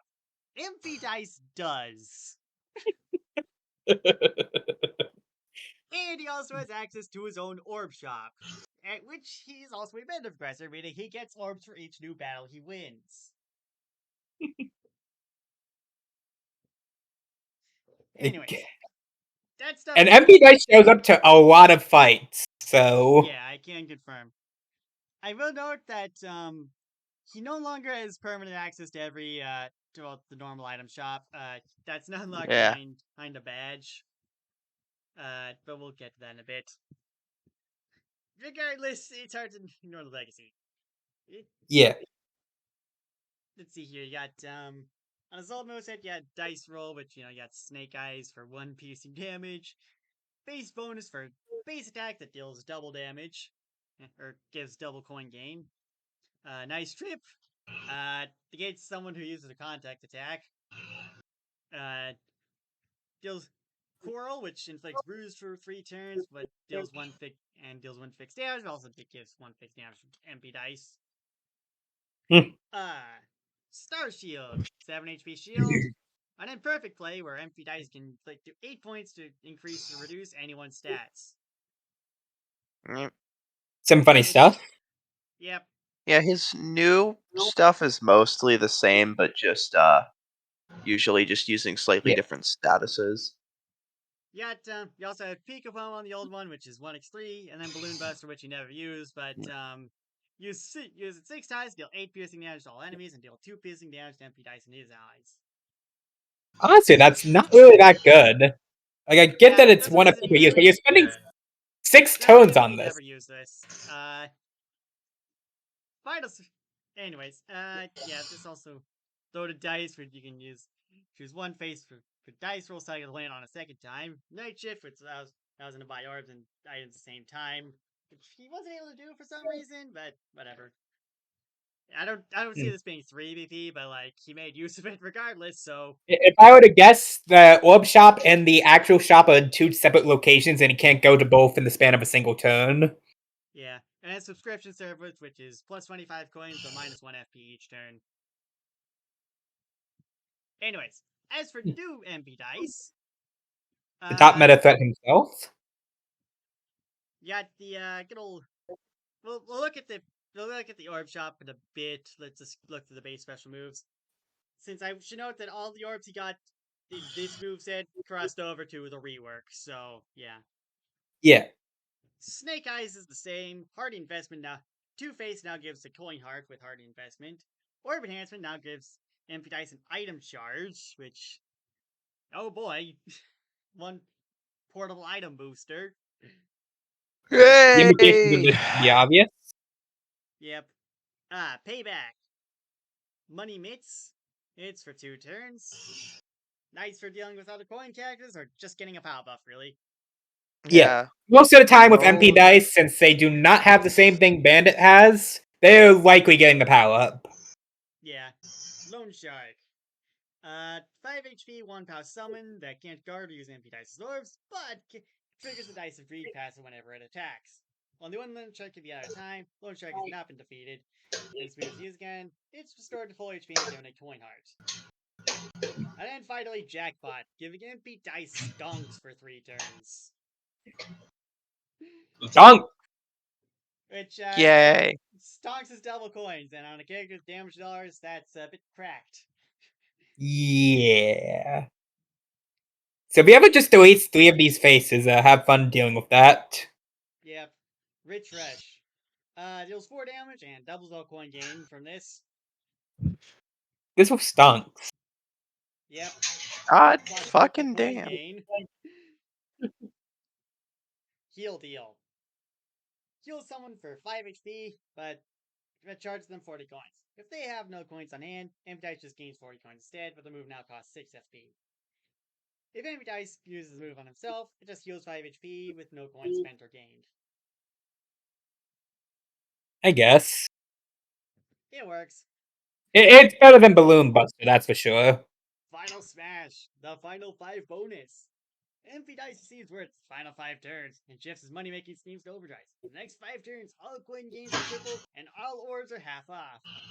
After that, MP Dice realizes it's not actually the final 5 turns and calms back down.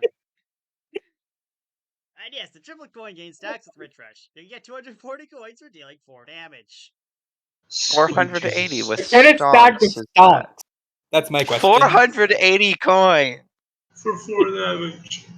I would imagine. I'm gonna buy a rainbow pop.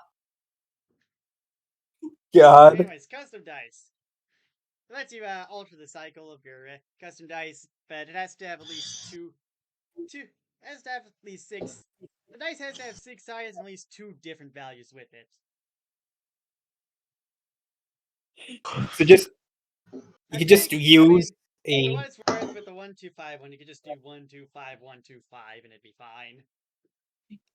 honestly, all things considered, 6666661. Well, you need 2 different sides, but still. Well, okay.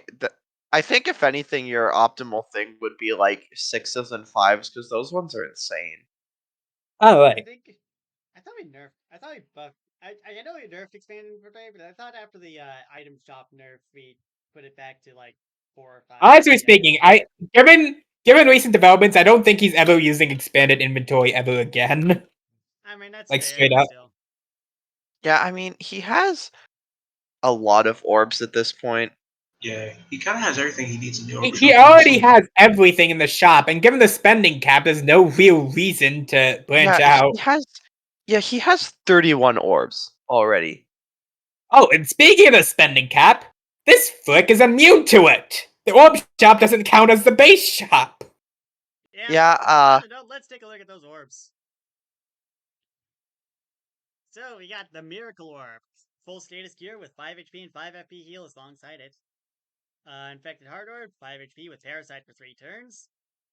Candy Stash, 3 FP with Caffeinated. Buff Absorber, removed all pod stasis from target and heal 3 HP for every status removed. Rigged Jackpot, heal 7 HP and 7 soul HP and gain commission for 7 turns. Stale Baguette, heal 2 HP and gain partially stone for 5 turns. Mushroom, allows the used target to move next time this turn. Target is to use it, this does not take up their first move. Metal Mushroom, gains steel for 2 turns. Scroll Wheel, reroll any status into another status of the same category. Okay, power thing status can only be rerolled into another power than status. Can roll between common and unique, but it cannot affect uber statuses. I'm Damn. sure Trunko loves that last part. Wait, what? No Uber status affecting? Praise Crown. I mean, like, thing here yet. yeah, like, I mean, fuck, huge and taunt, just like, why would you inflict huge and then just not attack, you know? It's like Yeah. barely It's enough, but- basically just cheaper power punch. As I said, this guy doesn't need the shop. He has everything. Pretty Smoke much. Bomb. Gain Reflect Smoky for 3 turns. Rush Hour. Gain Fasted Panic for 2 turns. This guy beat Pepino? Gold Fever. Gain 3 coin ranger for 9 turns, increased by 1 damage taken, but also gain Fever for 3 turns. Even has long-term egg. Yeah, I mean, the fever barely matters because that's like the cold damage thing, right? Like, it barely matters. Hilariously, this costs more than the long-term egg. Nice. Because Fever Man. can be a good thing, you know? Yeah, if the Yeah. opponent has fire attacks, that's good. If the opponent has ice attacks, you might as well just have killed yourself. Yeah. Mr. Blizzard inflicts Snowbound for 3 turns. Thornside inflicts Thorny and Apologetic for 3 turns. Volcano, Magma for 3 turns. Big Boo inflicts Fear and Loose Change for 3 turns. Shattered Ceramic, inflict Hollow for 10 turns. Sinking Shadows, inflict Slow and Toxic for 5 turns. Spiny, deal 2 Jeez. piercing damage twice. Divine Wind, deal 3 piercing damage, inflict Dizzy for 3 turns on 3 enemies. I feel like this one's worth noting because this one he didn't beat a fight for. He just got it because someone gave it to him. Yeah. This technically implies that MP Dice could, in theory, add anything to the sheet he wants to if he can find a reason for it to be there. I mean, for what it's worth, this technically applies to any meta progressor. Just MP Dice is Yeah, one I of the mean, ones any that meta actually progressor, I got could them just go too. like, hey guys, I added everything. God, imagine the day where every single meta progressor just realizes that and starts throwing things in their lists. Yeah, it's just the Yeah. fact that MP Dice is the only one who's actually acted on that. That's when we Dude, crack out the this meta is regressors. I'm pretty sure that was just This was Ruby's fault, by the way, because Ruby gave MP Dice the orb. This is for the Secret Santa thing. I see. This really This one progresses my singular meta. orb will cause the meta progressor revolution of 2025. Anyways, Purging Light. 5 damage, inflict Blight for 3 turns. Artificial Chaos. 3 damage, inflict Ensnared for 1 turn. Tentacle Capture. Negative value. Deal 1 infiltrating damage, invert one of the target's positive non-uber statuses. Wah, wah. Me being Summon a angry. Spear Guy with 5 HP and free POW. Doesn't trigger Dice of Greed. Question block. Gain a shield with 0 HP but 10 turns of fortified. For every point of damage the shield takes, non-quicking its status timer. Whoever's protecting gains 10 coins. It effectively pays for itself. Round Yeah, bombardment. 1 HP, 5 power summon that self-destructs. Pit Shuffle. a bunch of things. Wait, Double didn't he trouble. try getting 5 orbs from this fight? Yes. Yeah. This is not So the he- only time he's tried to cheese getting a billion things from a single fight.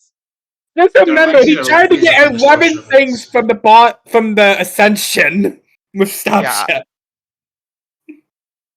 And he Double still trouble. got like 4. I kind of think Stop Chef's meta progression is like kind of funny because like you basically just get 3 for every fight you do rather than like the 1 you normally get. Yeah. It's kind of. I think it works similarly to Steel Angel Pal. Anywho, Bubble Trouble. 2-hit shield. If anyone uses direct attack on the shield, they become waterlogged for 2 turns. Seeker Shuffle. Another cycle move. I'm not reading all that. And then the Duplicate Orb. Doubles the effects of another orb in Dice's inventory. This also consumes the orb being duplicated. Duplicated effects cannot be item boosted. Has 3 uses. Can also be pulled via Nighttime Bell even without inventory expansion. He also has an unobtained orb section, which shows off the fights MP Dice lost against. Yeah. You can clearly tell that Caleb is not too happy about what happened in Sephiroth. Yeah. Yeah. Mm. This last section kind of annoys me because don't start playing the thing before you've even won the fight, you dickhead.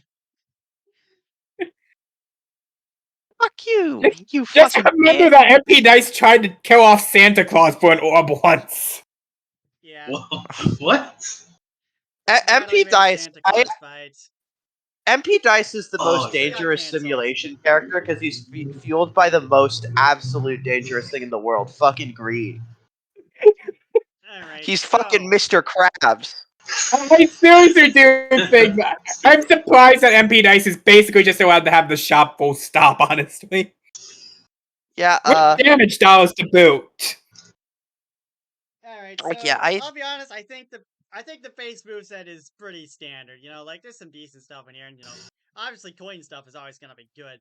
The question honestly- is how do we it really just comes down to Dice of Greed plus Orb Shop, really. yeah, I mean, Here's the one thing I feel like that makes this character absurd, right? We did the spending cap to hit down on characters like this. MP Dice not only completely ignored it, he also technically got better because he's now the only character who basically technically has an unrestricted shop. yeah, no, fuck, when you guys mentioned that it wouldn't affect MP Dice, I was like, what the fuck? I mean, the thing with the whole the spending limit, the idea was, we didn't want to affect, the existing characters all too much, like characters who rely on needing to spend money, like the BTDX towers, for example. That was the logic. Like, the BTDX towers are fine. They never needed to use the shop to begin with. The issue, of course, is that MP Dice's Orb Shop was balanced at a time where, it's basically just having more items in the normal shop. But now it's a better shop because, I mean, there's no spending cap. He can just kind of do whatever. Yeah, I like, feel like this character actually does need to be touched on at some point, though, because, like, we made the whole spending cap thing to limit shit like this, and MP Dice just got away with it for free. like, yeah, I think Dice of Greed and, like, having it not function like the BTDX towers where it's only used for their stuff is already pretty fucking stupid. Especially since it doesn't take up a move slot as it says. And Again, I also want to have one more thing to point out, too. I'm pretty sure MP Dice is part of the reason we inflicted the spending cap to begin with. I wouldn't go that far, but I would say that, it was definitely a major part of it, because... Yeah, no. I mean... MP Dice does get hit by it just a bit, because... As someone who's hosted MP Dice, he does enjoy those bombs, and he doesn't really have access to those anymore. It's not to Yeah, say he'll he just couldn't make an a orb that is a... replacement, but, like... As of right now, he doesn't have access to bombs that give money potentially more than he spent on the bomb. I imagine we'll be back at this in 3 episodes, and he will have a bomb equivalent on that sheet. I would imagine so. Yeah. Regardless, Yeah, I think it's a strange case because like I do think it's S tier on the sheer merit of the fact, Like, he's yeah, able no. to ignore the biggest nerf we've done in the simulations, and basically became even better because of it. Because he's the only character who can do the shit item characters used to do. Like, yeah, no. Like, I think Really? That particularly, is a like, fair point, yeah. yeah, no, like, he just kind of has, like, he doesn't have everything yet, but he still has a really good selection of items. He has 31 orbs. Like, that is a lot. MP Dice is making those orbs too. He can just give himself whatever he's missing. I know we're only counting these now, but even then, the list as is gives him most of the stuff he already wants. That's what I was gonna say. Another bonus to the orb shop is that, unlike the regular item shop, MP Dice could win a fight and make an orb specifically catered to something that he would need that he couldn't find in the normal item shop. Yeah, I mean, you see, like the thing with that is just like sometimes it's fine, you know. And sometimes you do whatever. But like I feel like sometimes these are a bit of a stretch, you know. Like the connection to the actual character he took from. Honestly, I'm just Stale Baguette Orb should have just been instead summoning the entire Eiffel Tower. I think that would have been funnier. I mean, yeah, like I don't know. Ceramic Oh, doesn't yeah, even but have now I get to hollow. abuse fried chicken. Like, yeah, ceramic has The hollow, fried chicken right? meta. Like that's the inversion, and purple bloody has hollow, but like ceramic doesn't have hollow. Right? Why does this give hollow? You know? Yeah, he Yeah, can no. he can stretch things to give him the orb he needs if you really look at it. Yeah, And like I think the get why they logic do for fortified. Like the question block orb basically does that, but still. yeah, the question block orb is, I think, one of the stupidest items here. 10 turns of fortified is really good, and it basically, like, unless the opponent is like ridiculously, unrealistically passive, it's going to pay itself off, or like it's going to be 10 coins off of paying itself off. Which, when you're on a character with damage dollars and rich rush and can inflict stonks, that barely fucking matters. This orb is my Yeah. fault. Question block orb is definitely one of the bigger offenders. I think the Yeah. other one that I don't think it's as good now because I think it got nerfed, but infected heart orb used to be freaking cracked. Yeah, It's like, like if it was anything, I would cheaper. make question block orb on hit instead of on attack. So, like, instead of on damage dealt, so it's not just like, oh wow, you took out my shield. Well, now I can get another one. Dumbass. Yeah. But yeah, though, it's top meta threat MP Dice. What did you expect? Yeah. Yeah, I think it's definitely a weird case because like God dang it, I swear. This happens every time.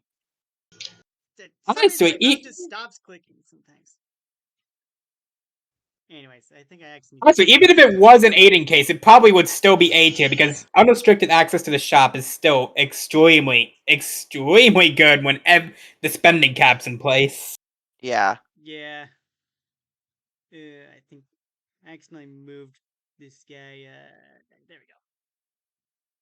Because yeah, for some reason my mouse just stops clicking sometimes, and it makes me drop the thing somewhere. Anyways, I think we spent long enough ranting about MP Dice. Nice. Yeah. Like, He's as I unquestionably said, S tier. yeah, as I said, it's a weird case because like before the nerf, you can make a target that like anyone could do this kind of stuff, but it's really just MP Dice now. So yeah, yeah, It's literally just a monopoly if you really think about it. yeah. I'm gonna make PM Dice. It's based on my favorite Prime Minister of the United Kingdom. Anyways, I don't like that's any of all them, we got actually. for today. I think. Hey, see you next time when we look at a better. Okay, I think is next. And Big the Cat.